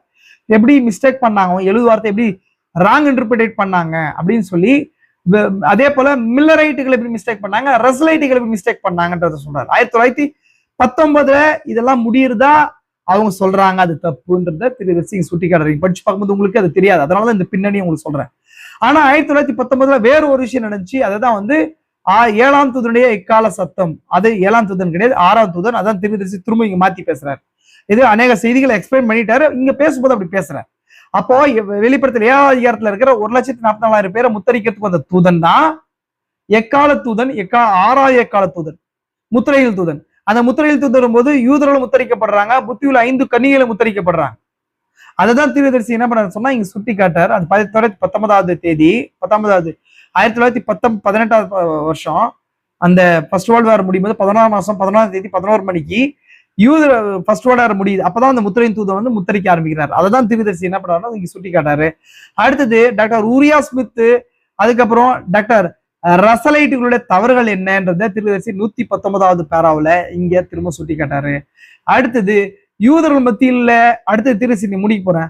இதெல்லாம் சுட்டி காட்டிட்டு 119 இருந்து சுட்டி காட்டு யூதர்கள் மத்தியில் ஊழியத்தை குறித்து தீர்க்கதரிசியின் கருத்து. அநேக நபர்கள் இன்னைக்கும் சரி யூதர்களை போய் ரட்சிப்பு நடத்தலாம், யூதர்கள்ல சத்தியம் சொல்லலான்னு போது தீர்க்கதரிசி என்ன சொன்னார், அப்படி நீங்க செய்யாதீங்க, அது நேரம் கிடையாது, புறஜாதி சபை எடுத்துக்கொள்ளப்படுற வரைக்கும் அது நேரம் கிடையாது, அது தப்பு செய்யறீங்கன்னு சொல்லி சுட்டி காட்டாரு. அப்படி ரட்சிக்கப்பட முடியாது, அவளுக்காக 2 தீர்க்கதரிசிகள் இருக்கிறாங்க அப்படின்னு சொல்லி தீர்க்கதரிசி திரும்ப ஒரு எச்சரிக்கை குறிச்ச சொல்றாரு. 123ஆவது பேரால அதை சொல்றாரு. அதுக்கப்புறம் 124ஆவது பேரால லேவி பெத்ரோஸ் தீர்க்கதரிசியுடைய ஃப்ரெண்ட் அவர் யூதர்களுக்கு லேவி பெத்ரோஸின் யூதர்கள் மத்தியில ஒரு ஊழியம் பண்றாரு. லேவி பெத்ரோஸ் யூதர்கள் மத்தியில ஊழியம் பண்ணாரு தீர்க்கதரிசி காலத்திலேயே. அவரு 2ஆம் உலகத்துக்கு அப்புறம் யூதர்கள் எப்படி தேசத்தை திரும்ப வந்தாங்க, யூரான்ல இருந்தும் ரஷ்யாவில இருந்தும் உலகத்தின் மத்திய பகுதியில் எப்படி வெளியே வந்தாங்க, அதை லுக் பத்திரிகையும் டைம் பத்திரிகையும் எப்படி அது வெளியிடுச்சு அப்படின்றதெல்லாம் தீர்க்கதரிசி சொல்றாரு. அதுக்கப்புறம் அந்த யூதர்கள் தேசத்துக்கு வரும்படி உலகத்துல பல டிக்டேட்டர்ஸ் எழுப்பினாங்க, சர்வாதிகாரிகள் எழுப்பினாங்க. ஹிட்லர் எழுப்பினாரு, முசோலினி எழுப்பினாங்க. அப்புறம் ரஷ்யாவில ஜார்மனருடைய ஆட்சிகளா இருக்கட்டும், உலகத்தின் மற்ற பகுதிகள் யூதர்கள் என்ன பண்ணாங்க சொன்னா சிதறடிக்கப்பட்டு அழுத்தம் கொடுக்கப்பட்டு தேசத்துக்குள்ள வந்தாங்க. ஏன்னா 70 வாரம் ஸ்டார்ட் ஆகணும், சபை எடுத்துக்கொள்ளப்பட்டு அவங்களுக்கு கிறிஸ்து தன்னை வெளிப்படுத்தி இனத்தான் மீட்பருடைய ஊழியம் நெகோமியானவள் கூட ரட்சிப்புக்குள்ள வரணும்ன்றத நோக்கம். அது நடக்கிறதுக்காக இதெல்லாம் நடந்துன்றதை தீர்க்கதரிசி சொல்றாரு. அடுத்தது அதுக்கப்புறம் தானிய 70 வாரத்தை குறிச்சு நான் பார்க்கணும்னு சொன்னா ஜூலியன் கேலண்டர் பற்றி, அதுக்கப்புறம் தானிய 70 வாரத்துக்கும் அது அப்புறம் தீர்க்கதரிசி கேலண்டர்ஸை குறிச்சு பேசுறேன். நிறைய நான் எக்ஸ்பிளைன் பண்ணல, கேலண்டர்ஸை குறிச்சும் அதுக்கப்புறம் கேலண்டரை குறிச்சும் இதை எப்படி ஆராயணுன்றதை குறிச்சும் தேவன் எப்படி கேலண்டர்ல மாறாதவராய் இருக்கிறான்றதை குறிச்சு சொல்றாரு. அந்த வார்த்தையை ஒரு மனுஷன் புரிந்து கொள்ளும் போது சரியான ஆராதனையை செய்ய முடியும்ன்றார். நம்ம என்ன பண்ண சொன்னா வெளிப்பாடு இல்லாத ஆராதனை பண்றோம். தேவன் இதெல்லாத்தையும் வெளிப்படுத்தும் போது ஒரு சரியான முறையில தேவனை அணுக முடியும். ஒரு உண்மையான ஆராதனைன்றது தன்னைத்தான் முழுவதுமா வெளிப்படுத்துவதுதான்றார் தீர்க்கதரிசி. அப்போ இப்ப அப்படி இருக்கும்போது தேவன் எப்படி ஒரு யூதனை சந்திக்கிறார்ன்றத, தேவன் ஒரு யூதனை தேசத்துல 132ஆம் பேரல ஒரு யூதனை தேவன் தேசத்துல சந்திக்கிறார், ஒரு புறஜாதிய தேவன் அந்த காலத்துல வெளிப்படுத்தப்பட்ட வார்த்தையில சந்திக்கிறார்ன்றதை திரும்ப திரும்ப தேவன் என்ன பண்றாரு சொல்றாரு. எப்படி அபிரகாம தேசத்துல சந்திச்சாரோ, இஸ்ரேல் ஜனங்களை எகிப்துல இருக்கிற சந்திக்காம வெளியே கொண்டு வந்த பின்னாடி ஒரு தீர்க்கதரிசியை வச்சு சந்திச்சாரோ, அதே போல ஒரு யூதனை இனிக்கும் ஒரு தேசத்துக்குள்ளதான் சந்திக்கிறார். புரஜாதியில ஒரு மனுஷன் ரசிக்கப்பட்டானா புரஜாதி சபையின் அங்கத்தினா மாறிடுறான், மனவாட்டின் பாகமா மாறுறான். ஆனா ஒரு நேஷனல் ரிவைவல் யூதர்களுக்கு இருக்க போதுல ஒரு தேசிய எழுப்புதல் வந்து அவன் தேசத்துக்குள்ள வரும்போது ஒரு தீர்க்கதரிசி மூலமா தான் இருக்க போகுதுன்றதை தீர்க்கதரிசி சுட்டி காட்டார். அதே போல சில ஸ்தாபனங்களை குறிச்சு அவங்க செய்யற தவறான காரியங்கள் எவ்விதமா இருக்குது, அவங்க ஸ்தாபனத்துல இருக்கிற வரைக்கும் அவங்கள சந்திக்க மாட்டார். எப்படி யூதன் ஒரு தேசத்துக்கு வெளியே இருக்கும்போது சந்திக்க மாட்டாரோ, அதே போல அவங்க ஸ்தாபனமா வார்த்தையில இல்லாதவர் இருக்கும்போது தேவன் அவரை சந்திக்க மாட்டார்ன்றதை இங்க சுட்டி காட்டுறார். அவங்க திரும்பவும் அந்த ஆதி அப்போஸ்தல உபதேசத்துக்கும் அவங்க அந்த காலத்துக்கு வெளிப்பட்ட பார்த்த சத்தியத்துக்கு வரும்போது தான் அதான் உத்தேசமா இருக்குது, மெசேஜ் தேவரா இருக்குது. அங்க வரும்போது தான் அவங்கள சந்திப்பார்ன்றதை தேவன் யூதர்களை வச்சு சுட்டி காட்டார். அதுக்கப்புறம் 136 பாருல தேவன் எப்படி யூதனை தேசத்தில் இல்லாதவர் சந்திக்கவில்லையோ அதே போல ஒரு கிறிஸ்தவனும் பெந்தகோஸ்தே என்னும் அனுபவத்தின் கீழே மட்டும் தான் தேவன் சந்திக்கிறாரு, அதை விட்டு வெளியே இருக்கும்போது தேவன் சந்திக்கிறதுலன்னு சொல்றாரு. 138வது பேராவுல 2000 வருஷங்களா யூதர்கள் விதமா தேசத்துக்கு வெளியே இருந்தாங்க அப்படின்றதும் திரும்ப தேசத்துக்குள்ள வந்து எப்படி தேசத்துக்குள்ள அமைக்கப்பட போறாங்கன்றத ஆதியாகமம் 48 அதிகாரத்துல 44 45 தீர்க்க சொல்றாரு. ஆனா அது 48 படிக்கிறவங்க புரிஞ்சுவாங்க. 48வது பேரா உள்ளது யாக்கோபின் ஆசீர்வாதத்தின் மூலமாக அவங்க இங்க தேசத்துல அவங்க அப்பாயிண்ட் பண்ணப்பட போறாங்க, எங்க அவங்க வந்து பிளேஸ் பண்ணப்பட போறாங்கன்றத தீர்க்கதரிசி திரும்ப தேசத்துல வந்து எப்படி யூதர்கள் இருக்க போறாங்கன்றத சுட்டி காட்டுறாரு. அதுக்கு 139வது பேரால இருந்து 140வது பேரா வரைக்கும் உண்மையானது யார். இன்னைக்கு அநேக யூதர்கள் இருக்காங்க, பிசினஸ் பண்ண யூதர்கள் இருக்கிறாங்க, ஹாலிவுட்ல இருக்கிறாங்க, வால் ஸ்ட்ரீட்ல இருக்கிறாங்க, இன்னைக்கு இருக்க பெரிய பெரிய பொறுப்புகள் இருக்கிறாங்க, ஃப்ரீ மேஷன்ஸா இருக்கிறாங்க. இந்த மாதிரி நபர்கள் இருந்தாலுமே கூட அவர்களாம் ரியல் ஜூ கிடையாது. ஒரு ரியல் ஜூ யாருன்னு சொன்னா உலகத்தோட்ட பிரிஞ்சு ஒரு மோசடி நியாயப்பிரமாணத்துல இன்னுமா கை கொண்டு அதுக்காய் வாழ்ந்து உலகத்துல பிரிஞ்ச நபரா இருக்கிறான். அந்த நபர்களை தான் தேவன் சந்திச்சு அவளுக்காக தான் 1,40,000 பேர் இருக்கிறாங்க, அவங்களதான் தேவன் சந்திப்பார். அந்த மத்தியில தான் வந்து அவர்களை தான் தேவன் சந்திச்சு தேசத்துக்குள்ள கொண்டு வந்து திரும்பவும் ஆலயம் கட்டப்படும், திரும்பவும் மோசேலியா அவங்க வருவாங்க, அங்க வந்து மிருகத்தோடு உடன்படிக்கப்படுவாங்க, அந்த உடன்படிக்கை முறிக்கப்படும், அதுக்கப்புறம் மிருகத்தின் முத்திரை போடப்படும். இந்த எல்லா விஷயங்களும் காணப்படும். கத்தோலிக்க கொள்கைக்கு யூதனை திருப்ப ட்ரை பண்ணுவான், அவன் வந்து தீர்க்கதரிசிகள் மூலமா அவங்க ரசிக்கப்படுவாங்க, அவங்க எப்படி 1,40,000 பேர் மறிப்பாங்க. எல்லா விஷயத்தையும் தீர்க்கதரிசி காட்டுறாரு. யூதர்கள் எப்படி தேசத்துக்குள்ள வந்தாங்க அப்படின்றத 1,143 இருந்து 145 பேரா வரைக்கும் உலகத்துல இருக்கிற பெரிய பெரிய டிக்டேட்டர்ஸையும் அவருடைய இருதயத்தை கடினப்படுத்தி அவங்க ஸ்குயிஸ் அனுப்பி எக்காலமிக்கெல்லாம் தேசத்துக்குள்ள வந்தாங்கன்றதை தீர்க்கதரிசி இங்க காட்டாரு. அதுக்கப்புறம் 144வது பேரால இருந்து 149வது பேரா வரைக்கும் செய்தி முடிக்கிறதுக்கு முன்பதாக தீர்க்கதரிசி சும்மா ஒரு ரீகால் திரும்ப இந்த செய்தியோட நோக்கத்தை சொல்லிட்டு இன்னும் நெக்ஸ்ட் செய்தி அன்னைக்கு நைட் பாக்குற செய்திக்கான 6 மணி நோக்கத்தை திரும்ப ஒரு சின்ன ரீகால 146ல இருந்து 149 வரைக்கும் தீர்க்கதரிசி என்ன பண்றாருன்னு சொல்லிட்டு அதுக்கு மாலை செய்தியில இந்த 6 நோக்கத்துக்காக தான் இந்த தூதன் அனுப்பப்பட்டான்றத சொல்றாரு. அதுக்கப்புறம் இன்னும் முக்கியமா இங்க சொல்ல 150வது பேர்ல ஒரு விஷயத்த சொல்றாரு, ரொம்ப இம்பார்ட்டன்டா இங்க கவனிங்க, பாக்குறவங்க கவனிங்க. தனக்கு யூதர்கள் மத்தியில ஊழியத்தை குறிச்சு தீர்க்கதரிசி குறிப்பிடுறார். தீர்க்கதரிசி நினைச்சுக்கினாரு தனக்கு யூதர்கள் மத்தியில ஒரு ஊழியம் இருக்கிறதா நினைச்சுக்கினார். ஏன்னு சொன்னா 1946 வருஷத்துல மே மாசம் 7ஆம் தேதி கர்த்தருடைய தூதனானவர் தீர்க்கதரிசி குகையில சந்திச்சார். அவருக்கு ஊழியத்தை கொடுத்து அனுப்பினார், 2 அடையாளங்களை கொடுத்து ஒரு செய்திக்காக அனுப்பப்பட்டார், உலகம் முழுசும் அனுப்பப்பட்டார். தீர்க்கதரிசி இது அவர் நோட் பண்ணி பார்க்கும்போது அது யூதர்களுக்கான தேசம் பிரகடனப்படுத்தப்பட்ட நாள். அது 47 வந்து தேச சுதந்திரம் கிடைச்சது. அப்போ தீர்க்கதரிசி நினைச்சுக்கினாரு யூதர்கள் மத்தியில எனக்கு ஒரு ஊழியம் இருக்குது, இந்த அற்புத அடையாளம் ஒரு ஊழியம் இருக்குதுன்னு சொல்லி நினைச்சுக்கினாரு. இப்படி இருக்கும்போது 1954 வருஷத்துல தீர்க்கதரிசி வேர்ல்டு காஸ்பல் டூர் போகும்போது இந்தியாவுக்கு வந்து தீர்க்கதரிசி ரிட்டர்ன் போகும்போது கைரோல இறங்கி அவரு அதுக்கு முன்னாடி லேவி பெத்ரோஸ்ன்ற ஒரு தீர்க்கதரிசி ஃப்ரெண்ட், அவர் வந்து ஏறக்குறைய 10 லட்சம் நியூ டெஸ்ட்மெண்ட்டை யூதர்கள் கையில கொடுக்குறாரு. யூதர்கள்ல இருக்கிற ரபிமார்கள்லாம் படிச்சு அதை ரிசர்ச் பண்ணி ஓகே மேசியா இப்பேற்பட்டவர்களா இருக்கிறாரா, இயேசு வந்து மேசியாவான்னு சொல்லி அவங்க மேசியா அது இயேசு கிறிஸ்து பொருந்துதுன்னு சொல்லி அவங்க பொருந்துதான் போது தேவன் எப்பொழுதுமே பிரசன்ட் ப்ராஃபெட்டை வச்சிருக்கிறாரு. அந்த ப்ராஃபெட் வந்து ஒரு காலத்திலையும் மேசியாவுடைய அடையாளத்தை தேவன் பூமியில வைக்கும் போது மேசியாவுடைய அடையாளம் இருதயத்தின் ரகசியங்களை வெளிப்படுத்துறது, அது யாரேனும் வெளிப்படுத்தினாங்கன்னு சொன்னா அவன் ஏற்றுக்கொள்வோன்னு சொல்லி அந்த லேவி பெத்ரோஸ்னால செய்தி கொடுக்கப்பட்ட யூத ரபிகள்லாம் சொல்றாங்க, யூத தலைவர்கள் சொல்றாங்க. இப்போ அவர் வந்து தீர்க்கதரிசிக்கு வந்து சொல்றாரு, இப்படி வந்து சொல்றாங்க. அப்ப தேவன் வந்து உங்க மூலமா செயல்படுறாரு இல்லையா, உங்களுக்கு இருதயத்தின் ரகசியத்தை வெளிப்படுத்துறது இருக்கு இல்லையா, உங்களுக்கு மூலமா மனுஷகுமாரன் ஊழியம் நடக்குது இல்லையா, எனவே நீங்க யூதர்கள் மத்தியில வாங்க, யூதர்கள் உங்களை டெஸ்ட் பண்ண போறாங்க. யூதர்கள் எப்பொழுதுமே அவங்க வேர்டு அப்பார்ட்ல வந்து அவங்க என்ன பண்ண மாட்டாங்க, நம்ப மாட்டாங்க. அவங்க மோசேக்கு சொல்லப்படுறது போல ஒரு தீர்க்கதரிசி சொன்னது நடந்துச்சுன்னா அவனை ஏற்றுக்கொள்ளுங்கன்னு சொன்னாங்க. அந்த ஸ்கேலை தீர்க்கதரிசி வைக்கும்போது அவங்க ஏற்றுக்கொள்வாங்க. யூதர்கள் மத்தியில ஒரு ரிவைல் நடக்கும், ஒரே நாள்ல அவங்க ரசிக்கப்படுவாங்க அப்படின்னு சொல்லி லேவி பெத்ரியா சொல்றாரு. தீர்க்கதரிசியை நம்பிட்டு கெய்ரோல இறங்கி பிரமிடெல்லாம் பார்த்துட்டு அவங்க பாலஸ்தீனத்துக்கு டெல்லவிவுக்கு வந்து என்ன பண்ணாங்க சொன்னா ஃபிளைட்டை புக் பண்ணிட்டு இன்னும் ஒரு 2 hour தான் இருக்குது, 20 minutes தான் இருக்குது ஃபிளைட் எடுக்கிறதுக்கு. அந்த நேரத்துல வெயிட் பண்ணாரு. அவரு கூட தீர்க்கதரிசி கூட என்ன பண்ணாங்க சொன்னா அந்த ஃப்ரெண்ட்ஸ் இருக்கிறாங்க. 2000 வருஷமா யூதர்கள் தேசத்துக்கு வெளியே இருந்தாங்க. ஏறக்குறைய 1947 அவரை சந்திக்கும் போது தான் அவங்களுக்கும் தேசம் கிடைச்சிச்சு. இப்போ 47 இருந்து ஒரு 4 வருஷம் ஒரு 7 வருஷம் கழிக்கும் போது தீர்க்கதரிசி மினிஸ்ட்ரி டெவலப் ஆகி உலகம் முழுசும் போயிடுச்சு. இப்போ யூதர் மத்தியில் நான் போலான்னு சொல்லி அவர் எண்ணம் இருக்கும்போது இங்கதான் வந்து என்ன பண்ணாரு சொன்னா அந்த மணி நேரத்துல கர்த்தருடைய தூதன் சந்திச்சாரு. இப்போ எகிப்துல அவர் இருக்கும்போது இந்த விஷயங்கள்லாம் நடக்குது. இப்ப நான் சொன்ன விஷயங்கள் நடக்குது. தீர்க்கதரிசி 46 நடக்குது. ஊழியம் க்ரோ ஆயிட்டே போகுது. தீர்க்கதரிசி நினைச்சுக்கிறாரு யூதர் மத்தியில் நம்ம போறோம், நாம சந்திக்க போறோம், அவங்க ஏற்றுக்கொள்ள போறாங்க சொல்லி. ஏன்னா அதுக்கு நடுவுலயே தீர்க்கதரிசி ஃப்ரெண்ட் லேவி பெத்ரோஸ் தான் அந்த யூதர்களுக்கு நியூ டெஸ்ட்மென்ட் கொடுத்தாரு. இயேசு கிறிஸ்து இதெல்லாம் செஞ்சாருன்னா இன்னைக்கும் அவர் செய்யணும் இல்லையா, நாங்க ஏற்றுக்கொள்வோம். மெசியாவோட அடையாளம் ஒரு நபருக்குள்ள நடந்துட்டு ஏற்றுக்கொள்வோம்னு சொல்லும்போது அப்ப அந்த ஊழிய இவருக்குள்ள நடக்குது இல்லையா, இது திரும்பமா யூதர்கள் மத்தியில போய் செஞ்சு காட்டி அவங்களை ஏற்றுக்கொள்ள வச்சிடலாம்னு சொல்லி தீர்க்கதரிசியும் லேவி பெத்ரோஸ் என்ற நபரும் நினைக்கிறாங்க. இதுக்கு நல்ல வாய்ப்பா தான் இந்த வேர்ல்ட் ட்ரிப்பை தீர்க்கதரிசி பயன்படுத்திக் கொள்ளும்னு நினைக்கிறார். அப்போ பயன்படுத்திக் கொள்ளும்னு நினைக்கும் போது இந்தியா மீட்டிங் முடியுது. கெய்ரோ வராரு. கெய்ரோல இருந்து பாலஸ்தீனாவுக்கு போறதுக்கு தீர்க்கதரிசி கூட ஆர்கன் பிரைட் இருக்கிறாரு, இவன் பாக்ஸ்டர் இருக்கிறாரு, பில்லி பால் இருக்கிறாரு. எல்லாரும் பிரயாணம் பண்றதுக்கு டிக்கெட் எல்லாம் போட்டுறாங்க.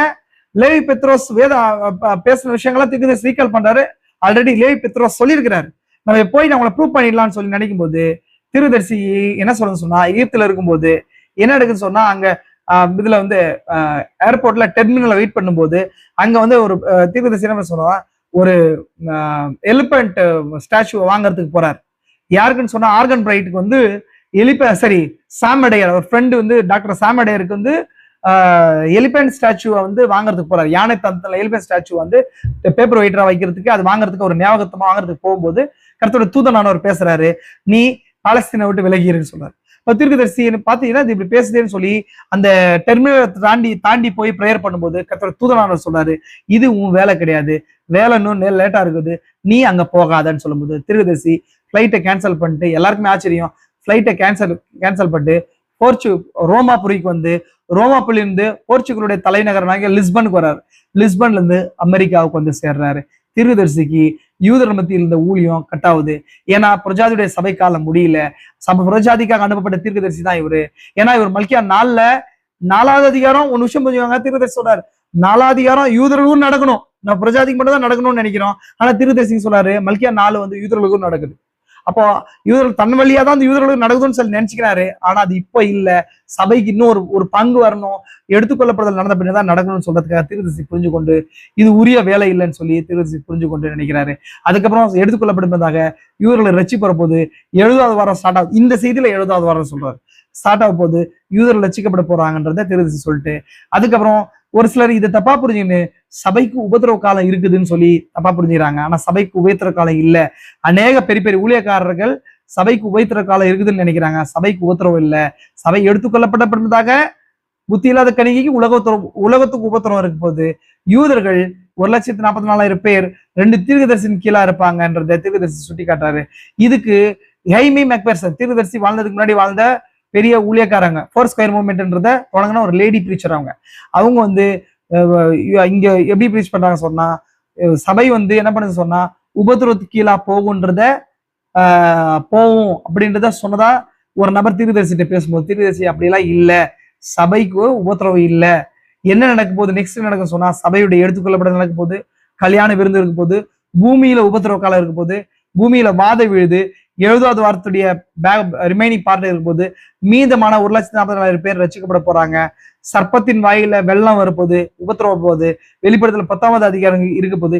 இதான் ஸ்வீக்வல் ஆஃப் த ஃபியூச்சர் ஈவெண்ட்ஸ்ன்றத தீர்க்கதரிசி சுட்டி காட்டுறாரு. அதுக்கப்புறம் இதெல்லாம் வெளிப்படுத்தப்பட்டதாக தொழுதுகொள் இந்த வெளிப்பாடுகள்லாம் தெளியும் போதுதான் ஒரு மனுஷன் தொழுது கொள்றான். வெளிப்படுத்தல் 5வது அதிகாரத்துல மீட்பின் புஸ்தகம் வாங்கி முத்திரம் திறக்க போகும்போது ஒரு தொழுகை இருந்துச்சு. அதே போல இந்த ரகசியங்கள் வெளிப்படும் போது ஒரு மனுஷன் தொழுது கொள்வான்.